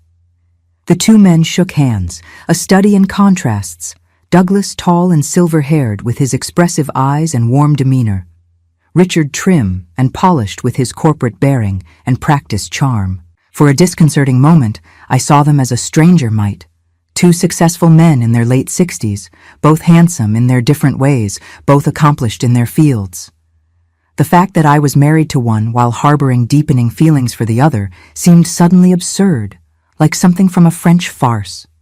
The dinner progressed with surprising smoothness. Jessica and Nathan, clearly relieved that their parents were getting along, kept the conversation flowing around wedding details, their work, plans for the new year. Richard, always capable of social performance when required, asked appropriate questions about Nathan's engineering career and Douglas's architectural practice. Douglas responded with genuine engagement, drawing Richard into discussions about the Boston real estate market and sustainable building practices that actually seemed to capture my husband's interest. I contributed to the conversation as expected, laughed at the right moments, refilled wine glasses, complimented the food. All the while, I maintained a hyper-awareness of Douglas's presence across the table. The timbre of his voice, the elegant movement of his hands as he spoke, the occasional glances we exchanged that lasted a fraction too long. "Mom's been amazing with all the wedding planning," Jessica said as Nathan served dessert, a chocolate mousse that Douglas had brought from a renowned patisserie. "And Douglas has been so helpful too. They've practically planned this whole wedding together while Dad and I focused on work." She clearly meant it as a light-hearted observation, but I felt a chill run through me at the potential implications. I glanced quickly at Richard, but he merely nodded absently, his attention already shifting back to his phone beneath the table. Douglas, however, seemed to sense the dangerous territory. "Eleanor has done the lion's share," he said smoothly. "I've just offered an opinion here and there when asked. Nathan tells me you've been incredibly generous with the financial arrangements, Richard. The Wellington isn't an inexpensive venue." Richard looked up, pleased by the acknowledgement of his contribution. "Happy to do it. First weddings only come once, hopefully." He laughed at his own joke, oblivious to the slight wince from Nathan, whose parents' divorce history made the comment less humorous than Richard intended. Douglas gracefully redirected the conversation, and soon the moment had passed. Yet as the evening continued, I noticed Jessica watching me with an increasingly puzzled expression, her gaze moving between Douglas and me with growing frequency. After dessert, as I helped her clear plates in the kitchen while the men discussed Scotch preferences in the living room, she finally spoke what was clearly on her mind. "Mom," she said quietly, setting down a stack of dessert plates with deliberate care, "is something going on with you and Douglas?" The question, though asked gently, hit me with physical force. I turned to the sink, ostensibly to rinse a plate, but actually to hide my expression while I composed myself. "What do you mean?" I asked, aiming for casual confusion, but hearing the slight tremor in my voice. "I don't know exactly," Jessica replied, coming to stand beside me. "Just the way you look at each other, how you seem to have these private jokes or references. There's this energy between you." I set down the plate carefully, my hands suddenly unsteady. "Jessica, Douglas and I have become friends through the wedding planning. We have some shared interests, literature, art, that's all." Her eyes, so like mine, observant and perceptive, studied my face. "Are you sure that's all it is, Mom?"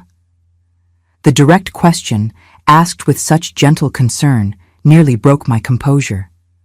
For a wild moment, I considered confessing everything, the awakening feelings, the profound connection, the sense of possibilities I'd thought long past.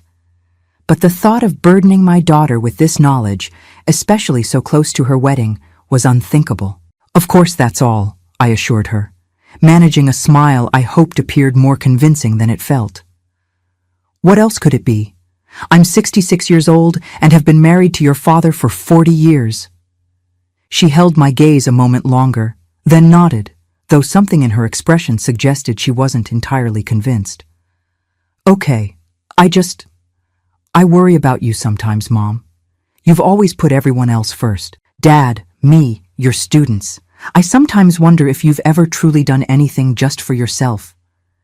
The observation, so innocently made yet so devastatingly accurate, struck a chord so deep I felt momentarily unable to breathe. "That's what mothers do, sweetheart," I finally managed, the platitude sounding hollow even to my own ears.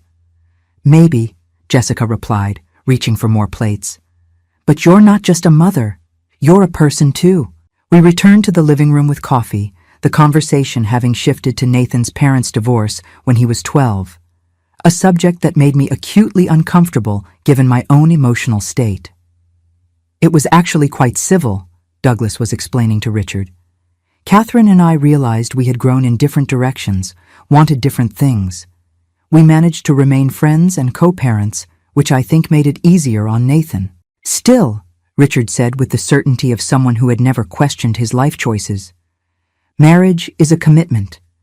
In my day, people worked through their differences rather than calling it quits. I saw Douglas's jaw tighten slightly, though his voice remained even. Sometimes the kindest thing for everyone is to acknowledge when a relationship has run its course, Richard. Staying together out of habit or obligation can be its own form of dishonesty. Our eyes met briefly across the room, the implications of his words hanging in the air between us like an unspoken question. The evening ended soon after, with promises to finalize wedding details over the coming weeks. As we said our goodbyes at the door, Douglas clasped my hand briefly, the contact hidden from others by our bodies. "Until next time, Eleanor," he said softly, the familiar phrase carrying a weight of meaning only I could understand. In the car on the way home, Richard was unusually quiet. Finally, as we neared our neighborhood, he spoke. "You and Douglas Parker seem to have developed quite a rapport." My heart stuttered. "We've worked together on wedding details," I replied carefully, keeping my eyes on the road. He murmured, and for a terrifying moment I thought he might pursue the subject. Instead, he merely added, "Bit of an intellectual type, isn't he? All that talk about architecture and literature." "He's well read," I said neutrally. "Well, I'm glad you've had help with the wedding planning. Makes things easier, I suppose." And that was it, the extent of his observation, his curiosity. He had noticed something, but dismissed it as inconsequential, unable or unwilling to see the truth that had been, however briefly, exposed. As we pulled into our driveway, I wondered if Richard's blindness to my emotional state was a blessing or the most damning evidence yet of how far apart we had grown. The week between Christmas and New Year's Eve unfolded in a whirlwind of wedding preparations, family obligations, and heightened emotions. Jessica and Nathan's wedding was set for December 31st, a symbolic beginning to a new chapter of their lives that felt increasingly, uncomfortably parallel to the new chapter I found myself contemplating in my own. Richard and I hosted Christmas dinner for my sister and her family, maintaining the traditions we had established decades ago. I went through the motions with practiced ease, cooking the prime rib exactly as my mother had taught me, setting the table with the spode Christmas china we received as wedding gifts 40 years earlier, playing the same holiday albums that had provided soundtrack to countless family gatherings. From the outside, it would have looked perfect, a scene worthy of a holiday greeting card. Yet I moved through it all with a strange sense of detachment, as if watching a play where I performed the role of Eleanor Wilson, devoted wife and mother, while the real me stood somewhere in the wings, observing. Richard played his part as well, carving the meat with precision, pouring wine with generous hospitality, engaging in the expected pleasantries about market forecasts for the coming year, and Michael's latest legal triumph in Washington. The day after Christmas, as Richard departed for his annual golf trip to Florida with college friends, a tradition I had long ago stopped questioning or resenting, I received a text from Douglas. "I'm in Boston early for the wedding. Could we meet? There's something I need to discuss with you in person." The formality of the message, so different from our usual warm exchanges, sent a tremor of anxiety through me. Still, I replied almost immediately. "Of course. When and where?" We arranged to meet at the Isabella Stewart Gardner Museum, a place I had always loved for its intimate rooms and thoughtful curation. The winter afternoon was cold but bright, sunlight streaming through the courtyard windows as I spotted Douglas waiting by the entrance, his tall figure unmistakable even from a distance. "Eleanor," he said as I approached, his smile warming his serious expression. "Thank you for meeting me." "Of course," I replied, studying his face for clues to his mood. "Is everything all right? Your message seemed formal." "Let's walk inside," he suggested, guiding me toward the entrance with a light touch at my elbow. "It's too cold to talk out here." We moved through the museum slowly, speaking of inconsequential things at first. The beautiful architecture, the distinctive hanging of the artwork, the fascinating history of Isabella herself. Yet I sensed an underlying tension in Douglas, a careful distance he was maintaining despite the warmth in his eyes. Finally, in the quiet of the Dutch room, surrounded by Rembrandts and Vermeers, he turned to face me fully. "I've been doing a lot of thinking over the Christmas break," he began, his voice low to avoid disturbing other visitors. "About us, about what's been developing between us." My heart quickened. And I've realized I'm falling in love with you, Eleanor." The simple declaration, spoken so quietly yet with such certainty, seemed to hang in the air between us like a tangible thing. Which is both wonderful and terrible, given the circumstances. I couldn't speak for a moment, overwhelmed by the emotions his words evoked. Joy, fear, guilt, longing, all tangled together in an impossible knot. "You don't need to respond," he continued gently. "I'm not expecting a declaration in return. I simply needed you to know where I stand before we move forward in any direction." "I feel the same," I finally managed, the admission both frightening and liberating, though I've been trying very hard not to. His smile held both happiness and sadness. "I know, and that brings me to what I needed to discuss with you."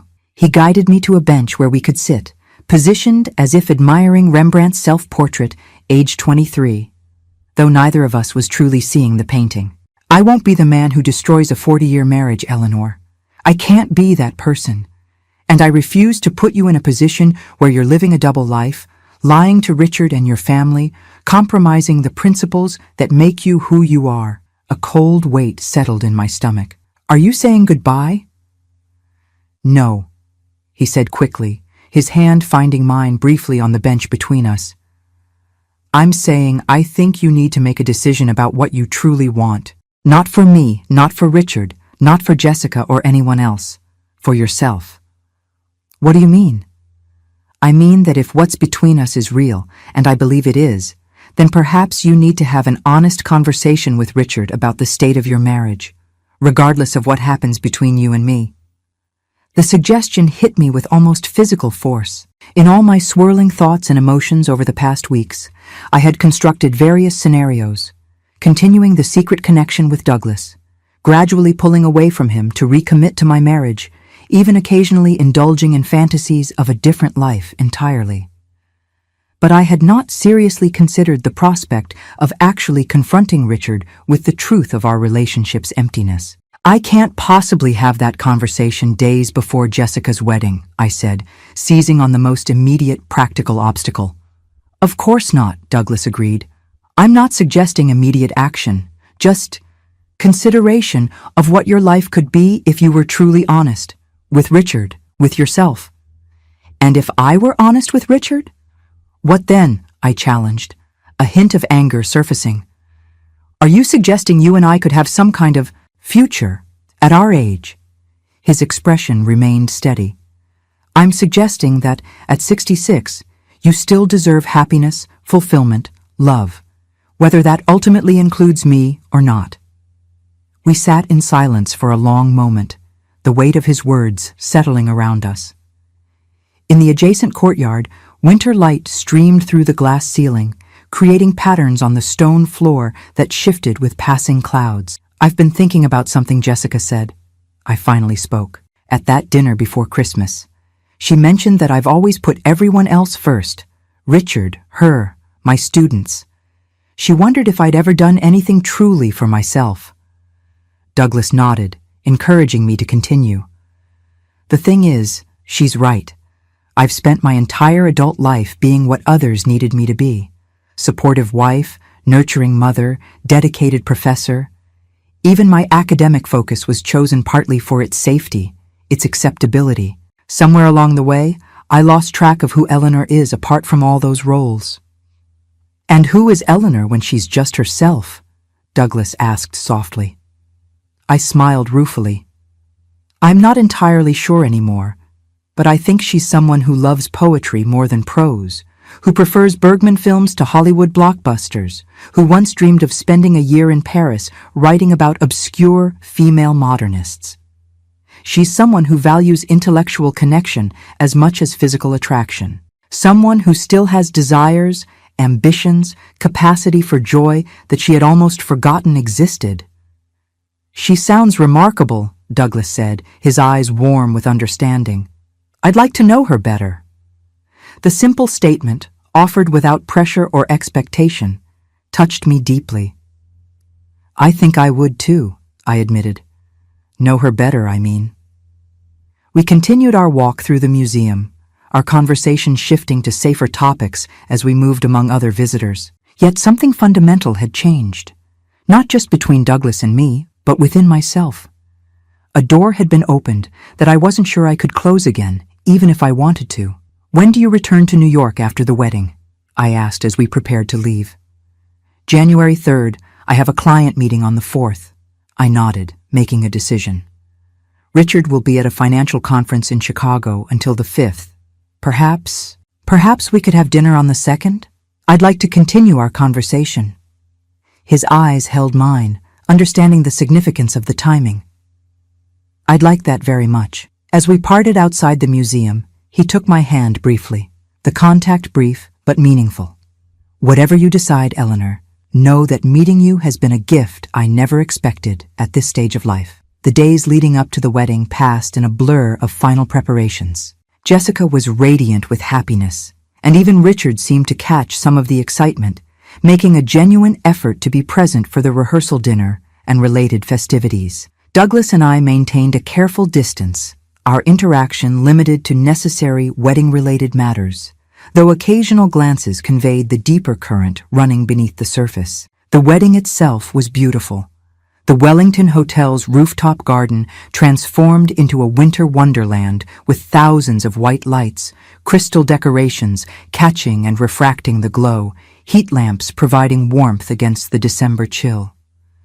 Jessica was stunning in a classic gown of ivory silk, Nathan handsome and visibly moved as she walked down the aisle on Richard's arm.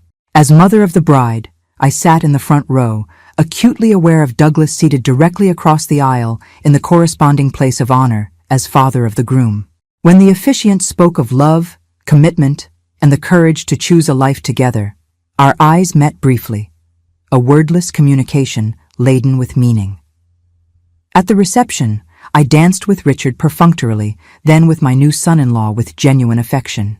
When tradition called for the mothers and fathers of the bride and groom to exchange dances, I found myself in Douglas's arms, his hand warm at my waist, his eyes holding mine as we moved across the floor. "Happy New Year, Eleanor," he said softly as midnight approached and the wedding guests gathered for the countdown. "May it bring you clarity and joy." "Happy New Year, Douglas," I replied, aware of Richard nearby, champagne in hand, his attention on the large clock projected on one wall. As the countdown reached 0 and cheers erupted around us, as Jessica and Nathan shared their midnight kiss and couples throughout the ballroom embraced, Richard leaned over to kiss my cheek, a perfunctory gesture performed out of habit rather than passion. Over his shoulder, I caught Douglas's gaze across the room, and in that moment, with the symbolic dawn of a new year breaking around us, I knew with sudden clarity what my next steps needed to be. January 2nd arrived cold and clear, a pristine winter day that seemed to mirror the clarity I had been gradually discovering within myself. After seeing Jessica and Nathan off on their honeymoon the previous day, a 2-week escape to the Maldives, and watching Richard depart for his Chicago conference with his usual distracted farewell, I found myself alone in our house with a strange sense of both freedom and trepidation. The day stretched before me, hours to fill before my evening dinner with Douglas.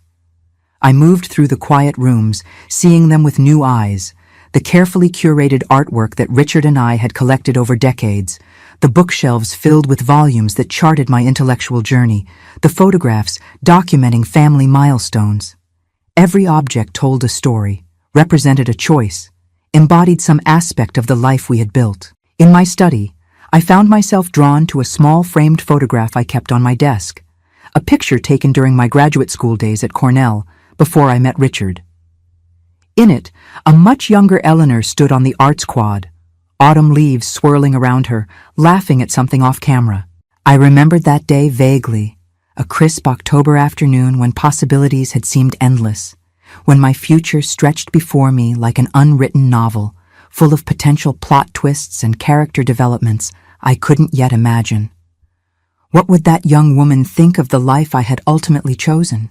Of the compromises I had made, the passions I had set aside, the slow, almost imperceptible narrowing of my world to fit within the boundaries of a comfortable but emotionally barren marriage?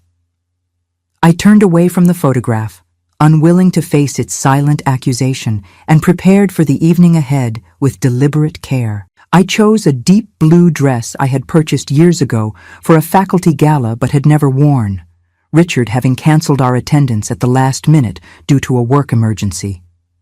My hair, more silver than auburn now, I left loose around my shoulders rather than in my usual practical style.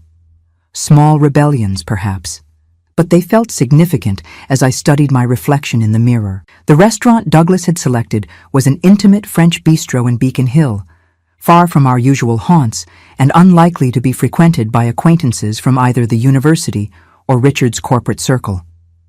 When I arrived, he was already seated at a corner table, rising as I approached. His face lit with appreciation as he took in my appearance, the warmth in his eyes a stark contrast to Richard's habitual distraction. "Eleanor," he said simply, the words somehow conveying far more than my name. "Douglas." I smiled, shedding my coat and accepting the chair he held for me. We ordered wine, a Burgundy he recommended with knowledge born of genuine interest rather than social posturing, and fell into conversation that flowed with the ease that had characterized our connection from the beginning. We spoke of the wedding, both agreeing it had been perfect in every detail, both carefully avoiding mention of the undercurrent that had run between us throughout the event. As our entrees arrived, coq au vin for me, bœuf bourguignon for him, Douglas finally broached the subject we had been circling. "Have you been thinking about our conversation at the Gardner?" he asked, his tone gentle but direct. "I've thought of little else," I admitted. "In fact, I've been doing a great deal of thinking about my life, past, present, and possible futures." His expression remained open, attentive, without pressing for specific conclusions. "And?" I took a sip of wine, gathering courage. "I realized something on New Year's Eve, as midnight approached and a new year began. I realized that for decades, I've been living half a life, going through the motions, fulfilling expectations, convincing myself that comfort and stability were adequate substitutes for joy, for passion, for genuine connection." Douglas nodded, his eyes never leaving mine. "That's a profound realization." "It is, and a terrifying one." I set down my glass carefully. "Because once you acknowledge that truth, you can't unacknowledge it. You can't go back to comfortable numbness. You have to either continue living with the conscious awareness of all you're missing, or you have to make changes that might disrupt everything and everyone around you." "And which path are you considering?" he asked. "I'm going to talk to Richard when he returns from Chicago," I said, the decision that had been forming within me for weeks finally crystallizing into words. "Not about you, at least, not initially. About us, about our marriage, about the silence and distance that has grown between us over decades, about whether either of us truly wants to continue as we are for whatever time we have left." Douglas reached across the table to cover my hand with his. "That takes immense courage, Eleanor." "Does it?" I wondered aloud. "Or is it simply self-preservation at this point? I'm 66 years old, Douglas. If not now, when would I choose to live authentically? How many more years of quiet desperation am I willing to endure? Whatever the motivation, it remains a brave choice," he insisted gently. "A necessary one, I think." I turned my hand to clasp his briefly, before we both withdrew, conscious of being in a public place. I have no illusions about how difficult the conversation will be. Richard and I have built an entire structure of mutual avoidance over 40 years. Breaking through that will require dismantling defenses neither of us may be fully aware we've constructed. "And what outcome are you hoping for?" His question was careful, neutral. I considered before answering. "Honestly? I don't know. Perhaps some miracle of renewed connection, of mutual recognition of what's been lost, and commitment to rebuilding. Perhaps an amicable acknowledgement that we've grown too far apart and would both be better served by separation. Perhaps angry denial and resistance to any change. I paused. But regardless of Richard's response, I know I can't continue pretending. That itself is a kind of victory, I think. It is, Douglas agreed. A significant one. And what about you? I asked, shifting the focus from my situation to his position in this complicated equation. Where do you see yourself in all this? His expression grew thoughtful. I see myself as someone who has been fortunate enough to encounter a remarkable woman at this late stage of life. Someone who would very much like to explore what might develop between us, but who also respects that your journey is your own, with no obligation to include me in whatever comes next. The response, honest, respectful, without pressure or demand, reinforced everything that had drawn me to this man over the past months. Here was someone who saw me fully, who valued my autonomy, who understood that genuine love requires freedom rather than obligation. I would like you to be part of whatever comes next, I said softly. But I need to address my marriage first, to approach that conversation with integrity, not as someone who's already emotionally committed elsewhere. I understand completely, he assured me, and I'll be here, whatever you decide, however long it takes. We finished our dinner, the conversation shifting to lighter topics. Books we'd recently read, an architecture exhibit coming to the MFA, memories of our respective childhoods. Yet underneath the pleasant exchange ran a current of deeper understanding, of shared recognition that we stood at a threshold neither of us had expected to encounter at this stage of life. As we prepared to leave, collecting coats and settling the bill, Douglas asked, "When does Richard return?" "Friday evening. Would you let me know after you've spoken with him? Not details, just that you're all right?" I nodded, touched by his concern. "I will." Outside the restaurant, snow had begun to fall softly, dusting the cobblestone streets of Beacon Hill with delicate white. Douglas hailed a taxi for me, opening the door but pausing before I entered. "Eleanor," he said, his voice low, "whatever happens, I want you to know that meeting you has awakened something in me I thought was gone forever. The capacity to feel deeply, to imagine new beginnings, to see the world with fresh appreciation. For that alone, I am grateful." "I feel the same," I replied, my voice steady despite the emotion rising within me.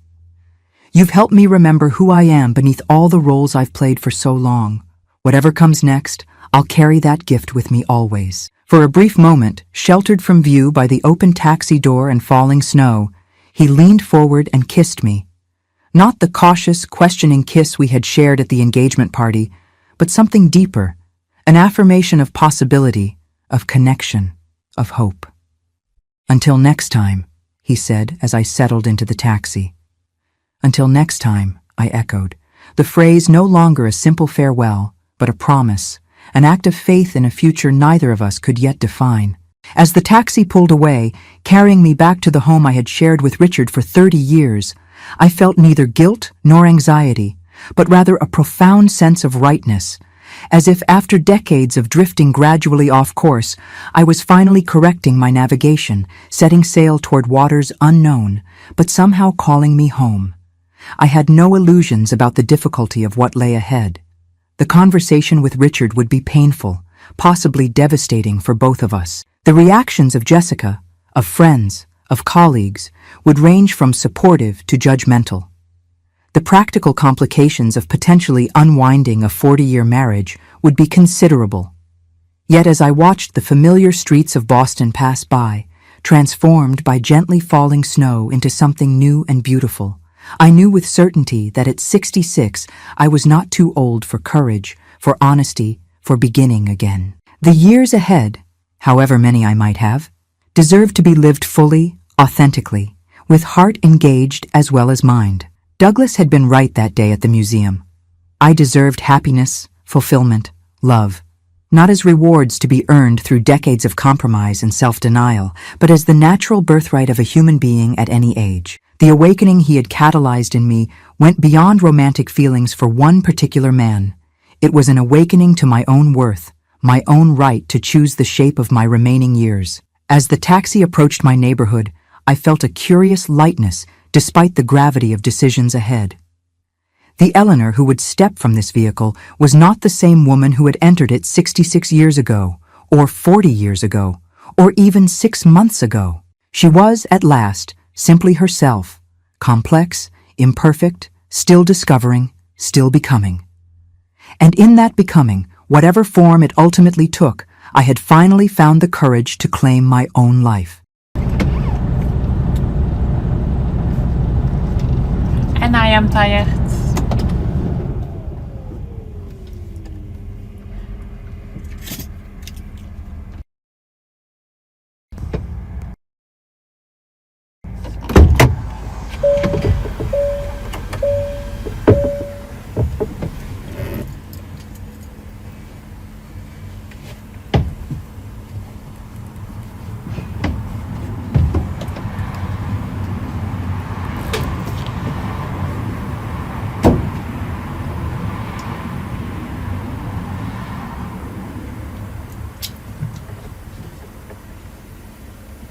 Let's make love.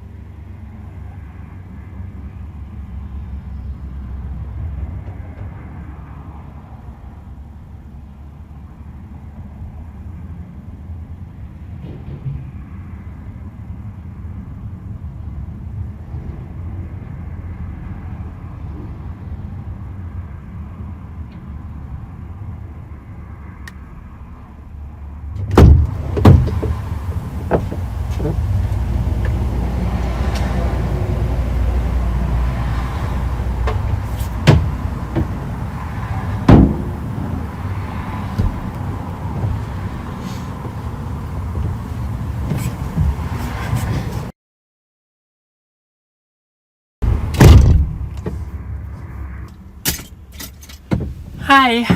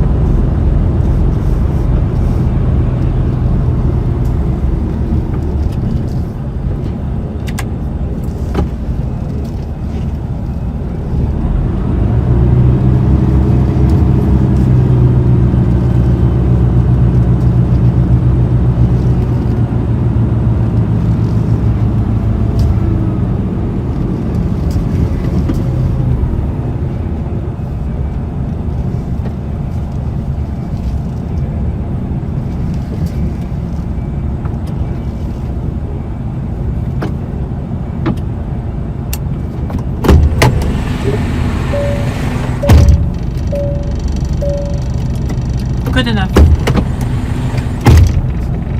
Shut up.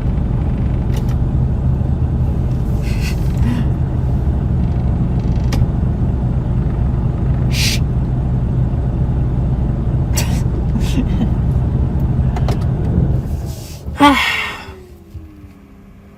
Silence. That's like the nicest part when you are done. It's like turning off the engine and just silence.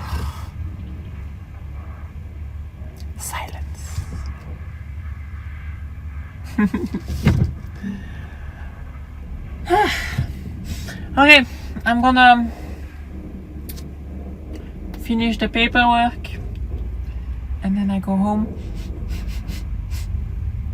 Hand smells like diesel.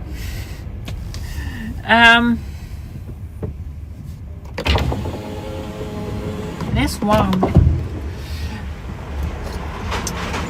I hope that I don't have to work tomorrow, but I don't know for sure. So we'll see. I hope not, but we'll see.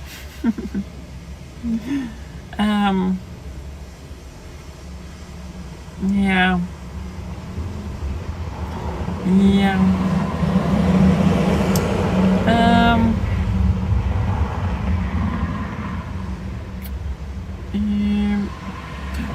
Melvie for the 5 gifted. Thank you. I almost missed that. Damn. Maybe Minecraft stream? We could continue with the Minecraft hardcore world, yeah. Not sponsored this time.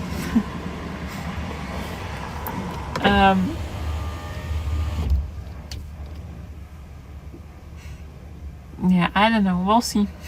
I'm just gonna end the stream now. Thank you guys for watching and see you next time, whenever that is. I'm not sure. So yeah, thanks for watching. Bye bye. Peace.